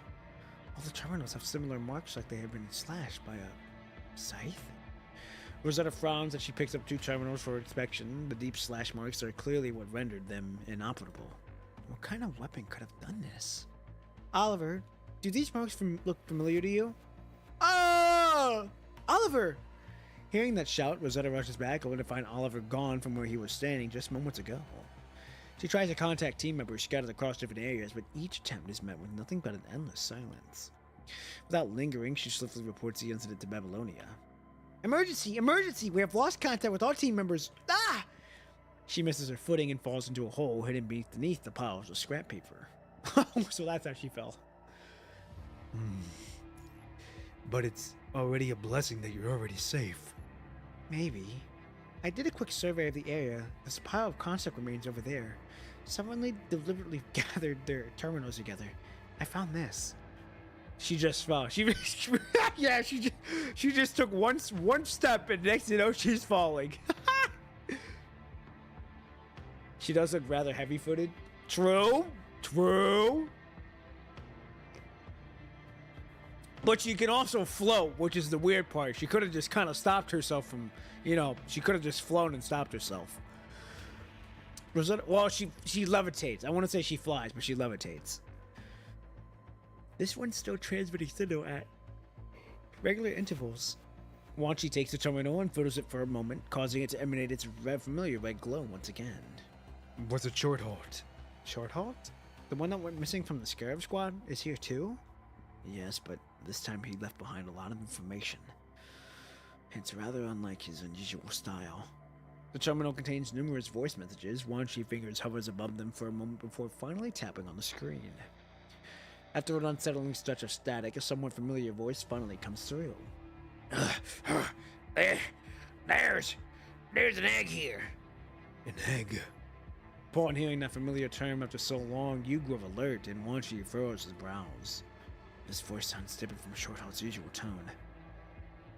I'm not sure if this is another one of those research facility twisted projects, but the fact that they're experimenting on children tells you everything you need to know about this place. Child experiments. Just as I expected.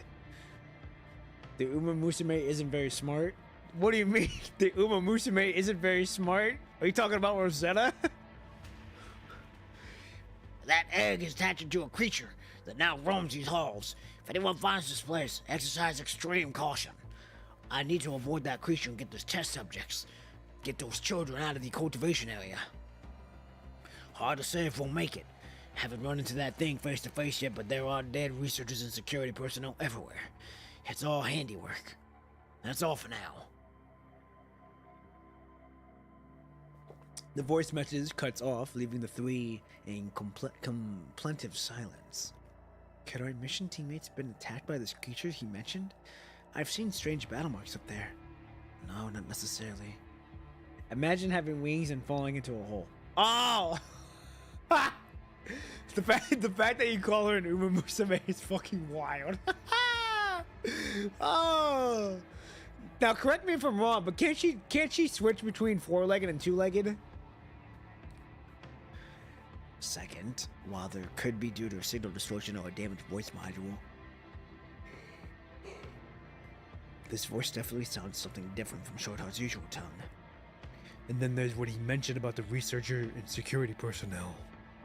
The research facility destruction by punishing happened many years ago. By the time Shorthalt arrived, no living humans remained. Only the Ascendants and constructs temporarily followed them. No one would have set such a lame trap. I don't understand why Shorthalt would say that, but perhaps there are areas we haven't investigated yet. If there's really are undiscovered children out here, and then in addition to finding our missing team members, we must add this to our mission objectives as well. I'm familiar with the routes in this area now. The next phase in our operation should go more smoothly. If you encounter the monster, eliminate it. She can because there are Centaur modules she can use. Okay, so she can, but she doesn't always count. She doesn't always have access. Okay, well that's good to know. At least we know that she sometimes is able to enter it, but then half the time she's not. So it's like a 70-30 chance that she's able to. Rosetta tightens her grip on the weapons as Wanchi nods in silent agreement. You point at the dim corridor ahead.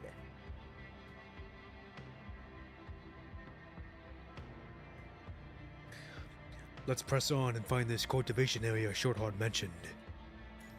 We don't have much time left. The red tide will be here soon. But not everything is beyond saving just yet. There's still hope. Oh yeah, we're moving now.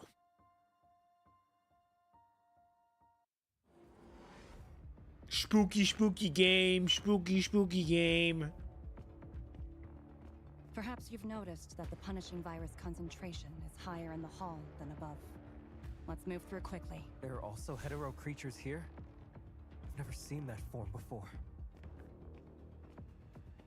That's a hetero creature? What the fuck is that?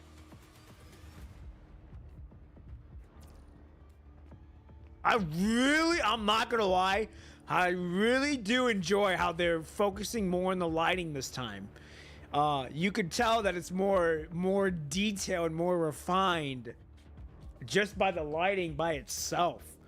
In Han Ying's chapter, it was kind of like that, but not as detailed as this one. I don't know why we're walking though. Oh! Okay.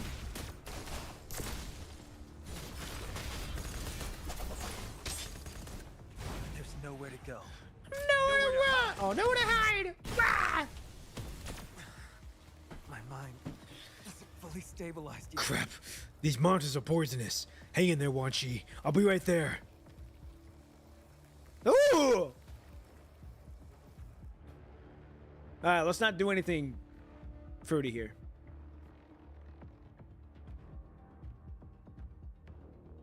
Hell yeah! Wan Shi, I got your back. Come on. Get up. I'm here, I got you.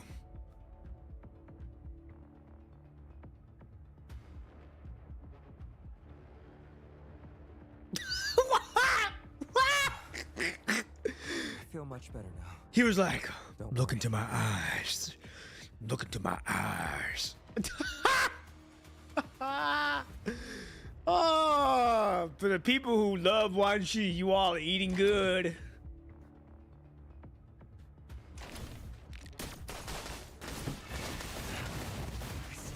Oh my goodness. What the fuck? Seeing the bigger picture now?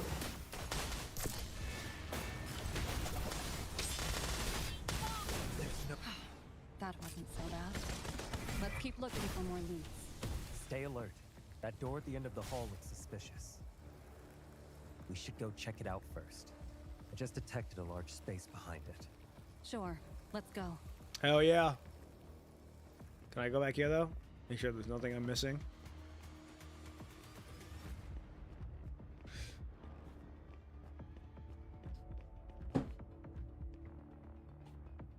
Nice. Rosetta just did a fucking 360. The mother came into the children's room to wake them up. Get up, please, bone today. Maybe on.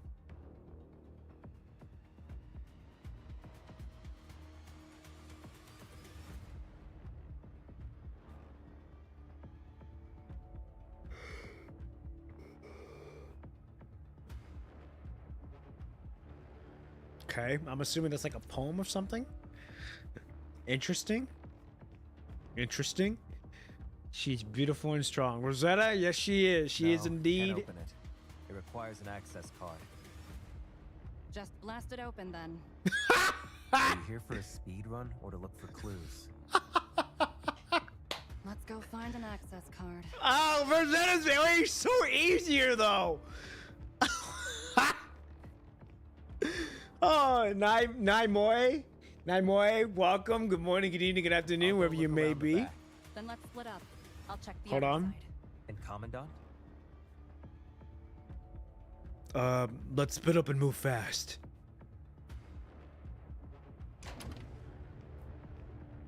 Anyhow, welcome, good morning, good evening, good afternoon, wherever you may be. Hope you're having a good one so far. I don't believe I've seen you on the stream, so you might be new here. So welcome. I used to stream in the mornings of PGR, but my work schedule switched up. So now, well, I had to find a new job. So now I'm working morning shifts. So now I'm streaming during the nights. So you're gonna see me anywhere from 7 p.m. to 10 p.m. is when I'm gonna be streaming. So it's about a 3-hour mark. So you'll have to look at your time zone and go off of what you think. Well, go off that time, and that's what I'm going to be streaming towards. But welcome if you're new. I stream PGR, of course. I make PGR short films, and I make shorts on short films. So if you like PGR, this is where it's to be right now. But yeah, glad to have you here. Hope you're doing well. Hope you're having a good Tuesday. But this is really interesting on what's happening here. So lost page 4. When she woke up again, and to the 8 people watching, welcome, welcome. Glad to have you all here for the first time streaming on nights. And this will be my new schedule for the foreseeable future.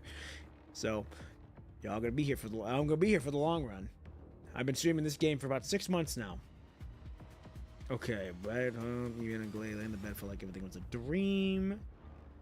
Okay. You're loading PGR, nice. I've been on and off with this game, but I was a day one when it first released. Okay. Being the biggest is my choice. Your weakness has been fully exposed. Get out of here! Your weakness has been fully exposed. There we go. Got the ID card, nice.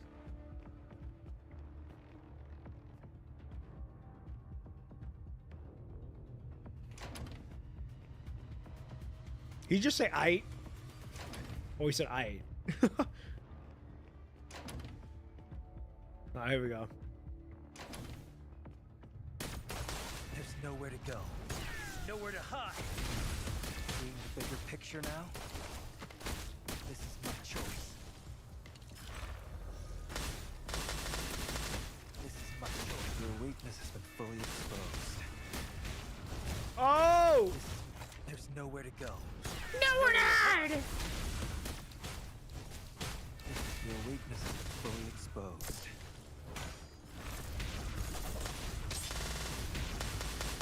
This is my weakness. There's nowhere to go. Nowhere to hide. I really like his animation. Oh, okay, we do it.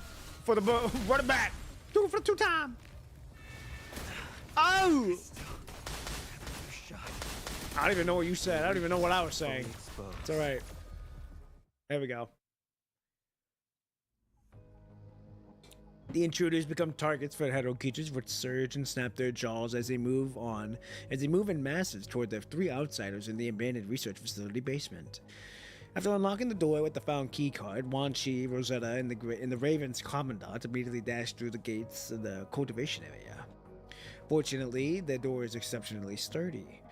Even the hetero creatures cannot break through for now. There are 3 of them. The 3 of them finally have a moment to catch their breath. What is down there? You nearly trip over something underfoot. Looking down, you discover it's a dismembered construct limb. Careful, something's not right here. You noticed it when Rosetta forced the door open. Behind this door to the cultivation area lies a mountain of broken construct remains. The 3 of you stand among the remains, stunned by the scene that defiles all expectations. These remains only started piling up here about 2 years ago, when the Ascendants first claimed this place as a stronghold. So someone has been standing guard here since then. And they've eliminated all the constructs approaching the cultivation area.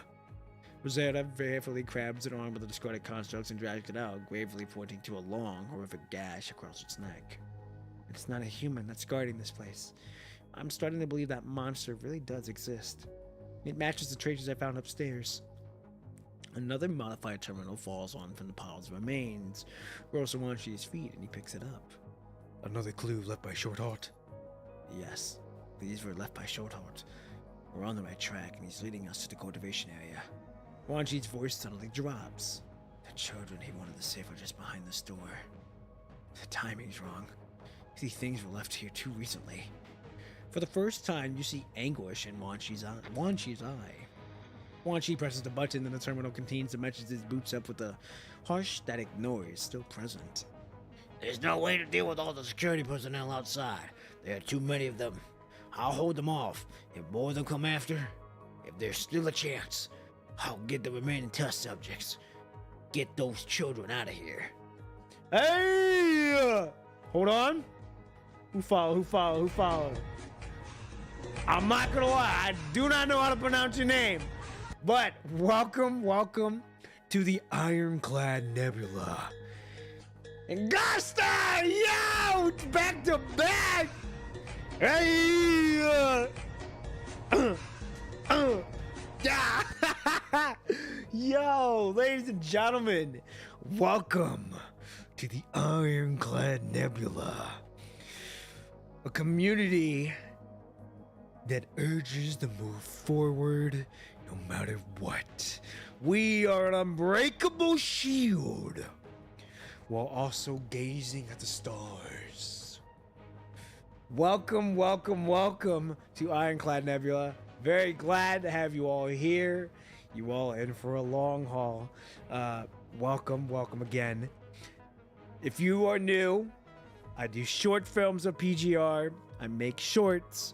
And I stream PGR. So if you like PGR, this is the place to be. This is the place to be. Inherited. My brain is actually pretty small. If you suppress my brain, you might be able to create a black hole. Inherited. Welcome back. Well, I think you've also been here, so welcome. But anyhow, ladies and gentlemen, if you ever want to chat with me too, outside of the stream and all that, I do have a Discord. You can check that out on my YouTube link. We are, I think, 16 strong, so we got a community. We got a little group community. I know it's going to get bigger. I know I'm only going to get bigger, so I'm hoping. I know that in due time we'll be able to do a lot of things there. I have a lot of plans set up for the Discord. When the time is right. I'm also, for those who are also new, I have a book for my content creation for this channel, for what it's going to be, and I'm very much working on the back end a lot. I'm working on a lot of stuff on the back end right now. I just got done learning a very complicated skill, which I'm still learning and still trying to get better at, and now I just started another skill that's going to incorporate in helping with that other skill to where it all looks like kumbaya. I cannot wait to show you all what it's going to be. For now, I will not speak on it because I gotta hold this. I gotta play this card. Gotta play this card at the right time. You know what I'm saying? So I cannot wait for you all to see it. It's gonna be a hell of a ride. And again, welcome to Ironclad Nebula. Ladies and gentlemen, let's continue on here. So these piled up remains of deserted constructs. These were the enemy Short spoke of. Wan Chi looks again at the cultivation area where years of dust swirl in the air. This place, which Shorthold had mentioned housed child subjects, now stands completely empty. Shorthold was the one guarding the cultivation area. Now, why was he the one guarding it? He finally voiced the most absurd theory. What the Ascendants created. That hatched egg. It must have been him all along. No way. Let me in, little bear. That's crazy. Okay. We are going to do this we're going to do this episode, and then this might take us to the end of the stream. I'm not entirely sure yet, but I gotta use. I'll actually hold it in. I'll hold in the restroom break, depending on how quickly this one goes. All right, here we go. Popular literature. Oh, this is gonna be a long one. I don't know how long I'm gonna be able to hold this in. The feathered dreamcatcher has hung above Wan Chi's bed for many years. Perhaps the dreamcatcher really did work, shielding Wan Chi from countless nightmares. When he first woke up in the Star of Life hospital bed, the chaotic tangle of memories in his mind had completely been buried deep within. After a peaceful night's rest at the youth center, he wakes up to face the moment of choosing his future career path. Short Heart? Yeah, I was gonna say, with how it all ended, or with what I'm feeling that Wan Chi's right, that the egg that hatched is indeed Short Halt. Just fucked up. Okay, we got Natalie now. Are your exam results out? Did you pass? In the classroom, Natalie pokes Frank in the back. I passed the engineering maintenance class. Pilo barely made it, nearly failing it every time before. He finally passed this time, though I heard he's barely scraped by. That's more than enough. All he needs now is confirmation from Gasol and the counselor, and then he can advance his studies at medical school. It'll be fine. Where's Wan Chi? Frank's expression shifts slightly as he lowers his voice. Wan Chi passed the medical school examination, but he submitted an application to work on the ground instead. Last month, the Basic Education Center concluded its final career placement exam for this year. Students submitted their confirmed career choices to consult. Soon, everyone will be going to their separate ways. Students who pass their respective career aptitude tests can continue with specialized training at the Education Center, while those who don't may continue studying general subjects until the next unified examination. Has he lost his mind? Is he planning to work in the conservation area or undergo a construct modification? Usually, only students who consistently fail their exams and can't find any other career path would consider working in the ground conservation area or even apply to become a construct. There's absolutely no need for him to leave the education center. I told him that this morning, but he seemed quite determined about it. The youth center supervisor and teachers would never agree to this. Hey, have you two submitted your wish list yet? Palo appears behind the two of them and taps on Natalie's desk. What wish list are you talking about? Aren't you two listening to the supervisor? The pantheologists are organizing one final fundraising event for our coming of age gifts. Is there anything in particular you'd like? I'll compile a list to submit. Pilo has become the leader among the boarding students, naturally taking charge of all relative activities, though his eyes of many teachers and youth center volunteers, he's nothing but a troublemaker. I haven't made up my mind yet. Sheesh, why are you so indecisive? Hurry up and think about it. I need an answer before dinner, got it? And what about you, Natalie? What do you want? Natalie, who has been staring at Pilo, suddenly jolts up upright as if snapping out of a trance. I don't really want anything special. Maybe a hair clip? You know, one of those ones with lots of flowers on it. What do you think? I don't really care. If you want it, I'll try submitting it for you. Pilo turns away, busying himself with recording everyone's excited character about the gifts. The children who once gathered to hear Wan Shi's tales of the true grounds have grown into young adults, while Wan Shi, once the center of their attention, now dozes off in the back seat. His body begins to grow upward, his childish features gradually take more masculine characteristics. Hey, get up! Pilo slams Wan Shi's desk so hard that everything on it rattles. Hey, okay, we got the young buck Wan Shi. Wan Shi slowly raises his head, his eyes remaining shut. What? Okay, I'm sorry. You say he takes on a more masculine shit, yet he fucking does not look like that at all. You know why? It is what it is. No. Wan Shi drifts back to sleep. Today is when they confirm their final placements in the counselor. Without guardians to accompany them, a team of charitable volunteers will be there to help instead. How many hearts were broken by Wan Shi? Slay. Slay, my queen. Ooh, get it, girl. All the fangirls dying over Wan Shi. Yes, they are indeed, because he's a young buck. He got the eye. He got the face of a pretty boy. Got the eyes. He got the big old anime eyes. So hey, he's making all the girls fall for him, and he's making all the guys that do like him fall for him as well.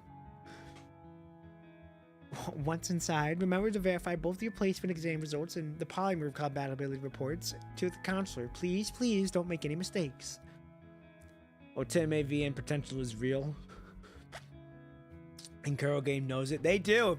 If you have him on your home screen and you click on something, or click on one of the idle things, the thing is does a crazy thing. Now the only reason why I know this is because I needed it for a video, for a thumbnail of Wan Shi when I was doing my PGR discussions, and I shit you not, I'm like, what the fuck am I watching? Last month, in addition to the educational placement exam, all soon-to-graduate students underwent a titanium 193 compatibility test, a requirement for Greek College class recommendations. Most of them show high compatibility. It's only natural for the results to deviate from social averages, given that many of their parents are constructs who went to war. Alma Metrics in Wan Shi's report indicates high compatibility. Alma Metrics. Now, correct me if I'm wrong. That's what's fucked up that was fucked up in Consult back then. A lot of forms in front of the white doors. Wan Shi stands at the end, clutching an old personal terminal from Dr. Melvey. Dr. Melvey? He doesn't say Aunt Melvey anymore. Or it doesn't say Melvey anymore, so that's interesting. He types a few lines, deletes them, and then repeats the process over and over. He ponders how to compose his letter. Dear Melvey. No, that's too stiff. Dear Aunt Melvey. No. He's never been this close to Melvey. If he sends this, she might worry something's wrong with him. Despite countless lessons on letter writing in class, he still spends ages editing and re-editing his message. Dear Aunt Melvey, I hope I'm not catching you at work. Please excuse me if this message causes any disruption. Today I'm meeting with the career counselor to confirm my future path. I've already applied for a surface deployment. I know you've always wanted me to stay in Babylonia, but I still want to see the surface for myself because... Please don't worry about me. I want to do my part in the surface operations too.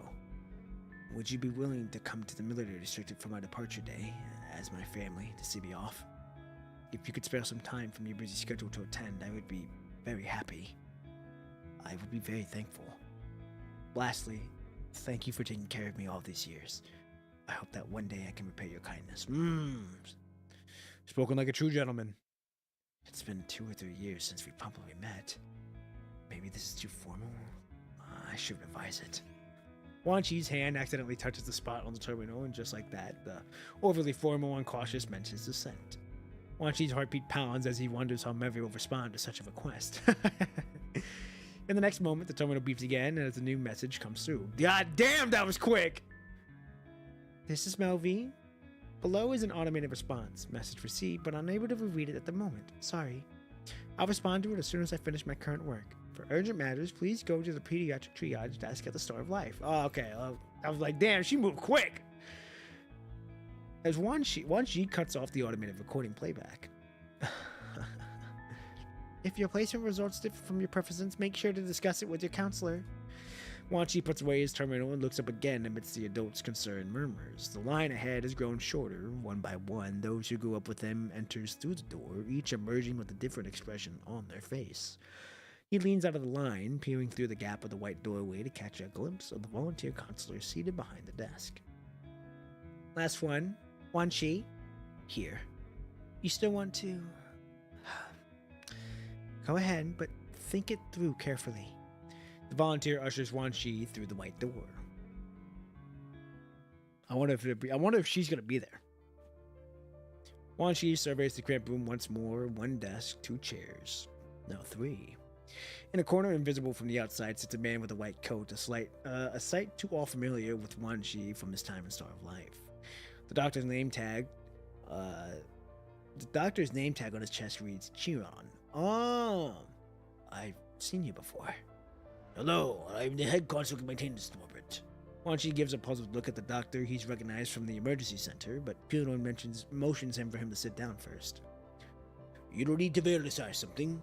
Oh, this is the doctor from the Star of Life. You might need to take a test with them, but first we need to confirm your personal information and career path preferences. The counselor puts up a privacy screen. Let me sit here. You show compatibility with the Titanium-193 colored number. Your first record activity in Babylonia was at the Star of Life. Were you in poor health as a child? Born with deficiencies. Been in pediatrics ever since. Wan Chi can now smoothly recite the words Melvi taught him. Who took care of you? Dr. Melvi. She's still working in pediatrics. Very well, very well.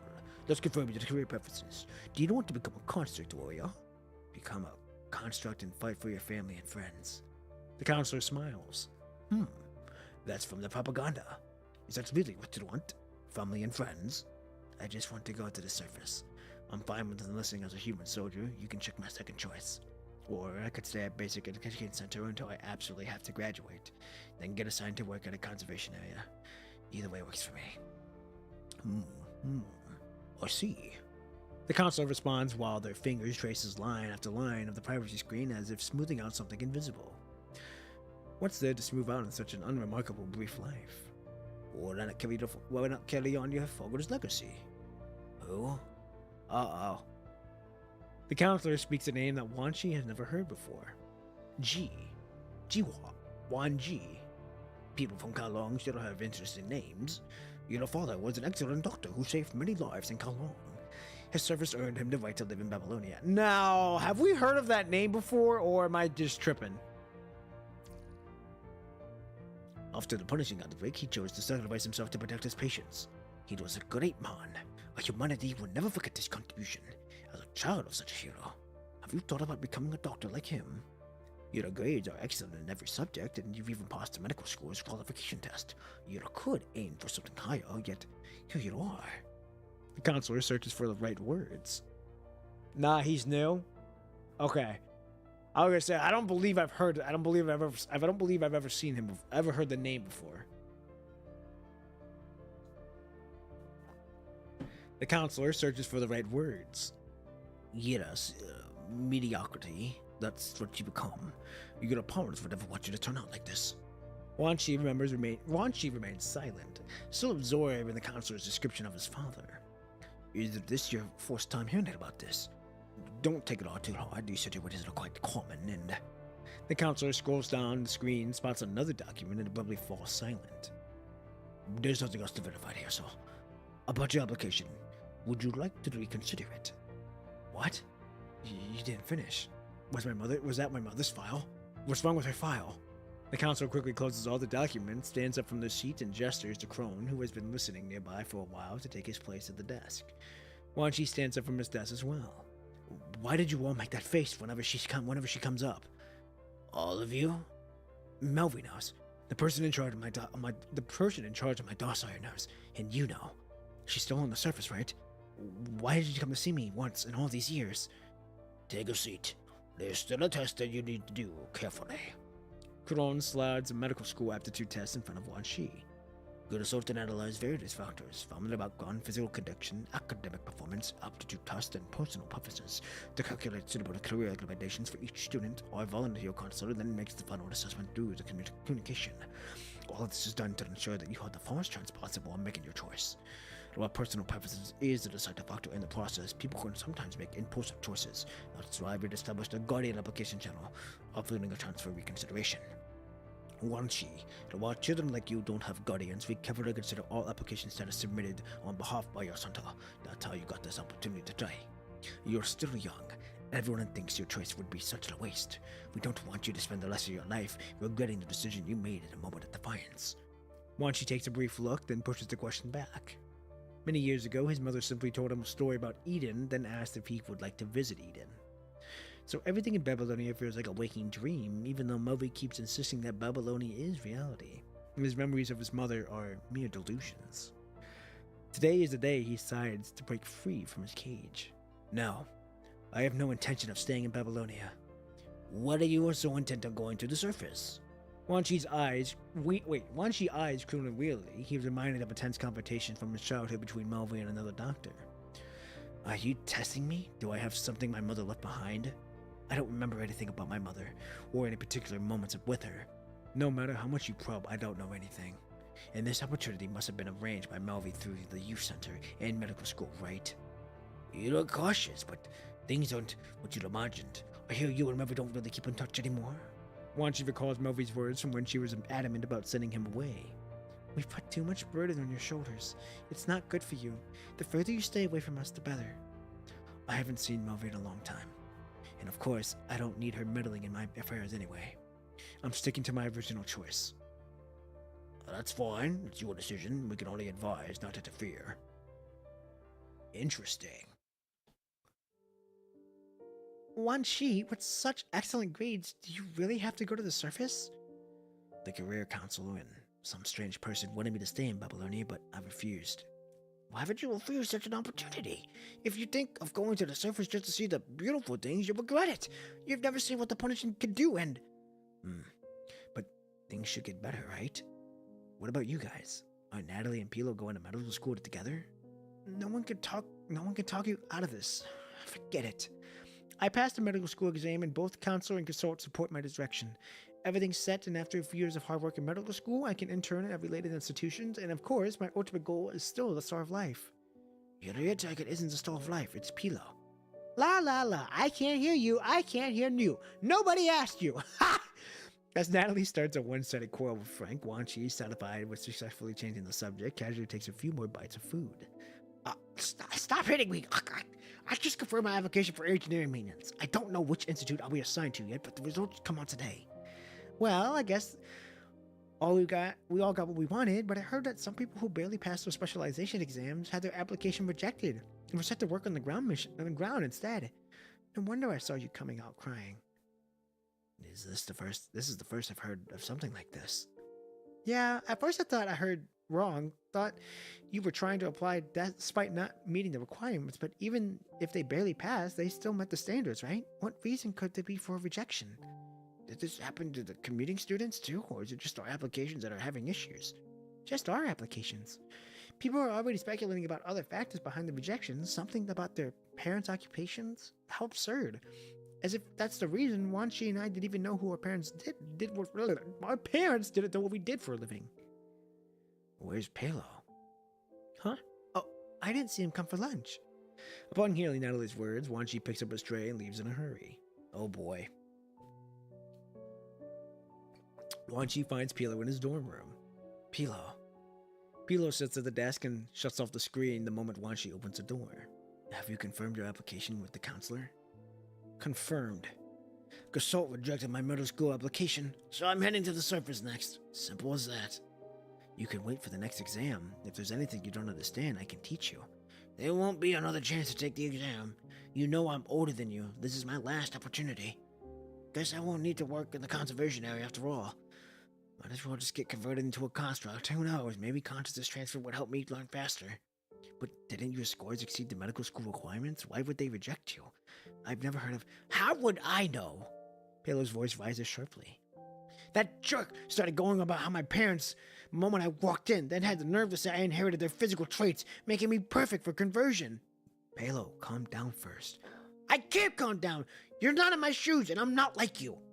I'm not as smart as you, so I studied my heart out, took the test after test after test, and barely managed to pass the minimum requirements for medical school. That same medical school you wouldn't even look twice at.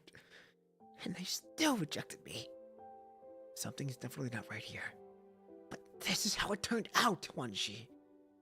Only now do I realize while I was desperately trying to escape my parents' fate, everyone else had already decided I should follow in their footsteps and sacrifice everything for humanity's cause.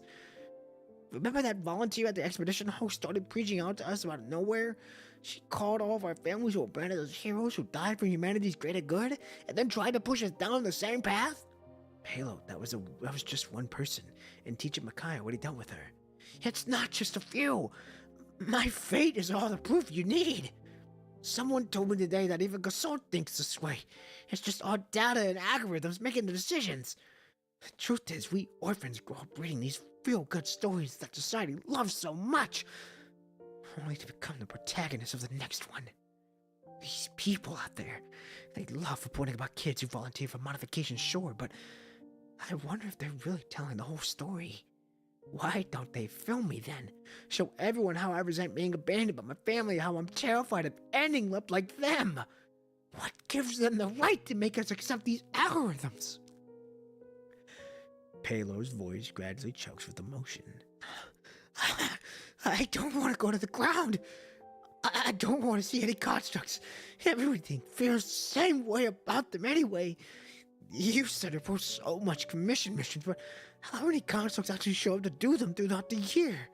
Haven't you seen how many volunteers and teachers either look down on or fear constructs?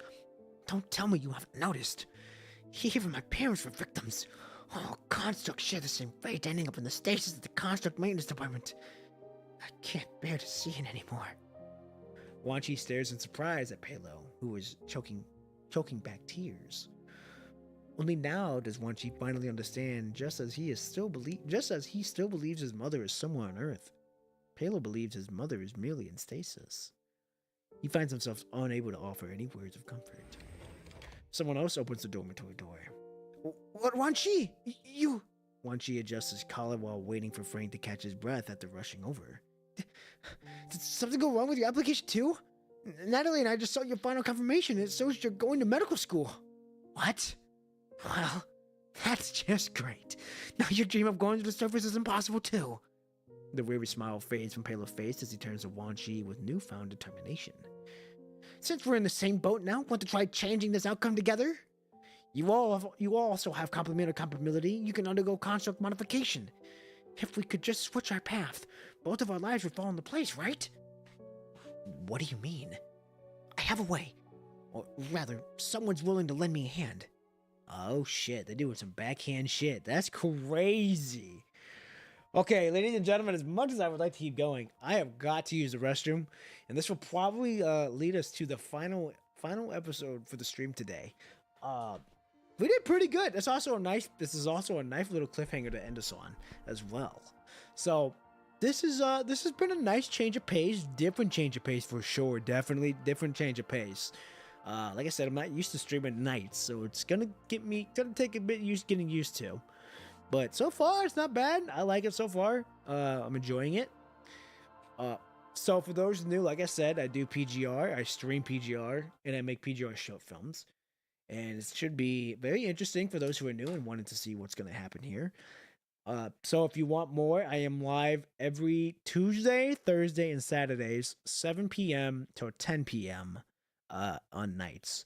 Now, it may as much as I would like to stream in the mornings on Saturdays, I don't think I'm going to be able to, just because my work does say that we will have overtime on Saturdays. So if that's the case, I had to go in early. So I don't want to get that. I don't want to keep that up to hope just because of that. So I'm keeping it 7 to 10 on Saturdays as well. Just so that way nothing is going to happen, and that way everyone knows what time it is going to be streaming. So anyhow, we did good. We didn't make good headway. I think we're not even 25%. We are 24%. This is going to be a long journey, but I'm okay with it because it's not bad right now. It's not terrible. I'm enjoying it. The pacing's pretty good. We're kind of going back between what's happening in the reality and seeing Wan Chi's past, so it's interesting to see what's been going there. So anyhow, ladies and gentlemen, I don't want to waste any more of your time. I am going to get on out of here.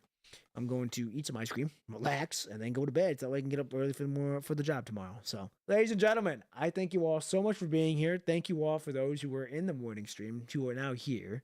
So, thank you guys for being here. Welcome to the night streams now, or the morning streams for you guys, and the afternoons for you guys. So, to Thursday morning, 7 p.m. Central Standard Time, we continue with Wan Chi's story, The Long Goodbye. Until then, I am out of here. Peace!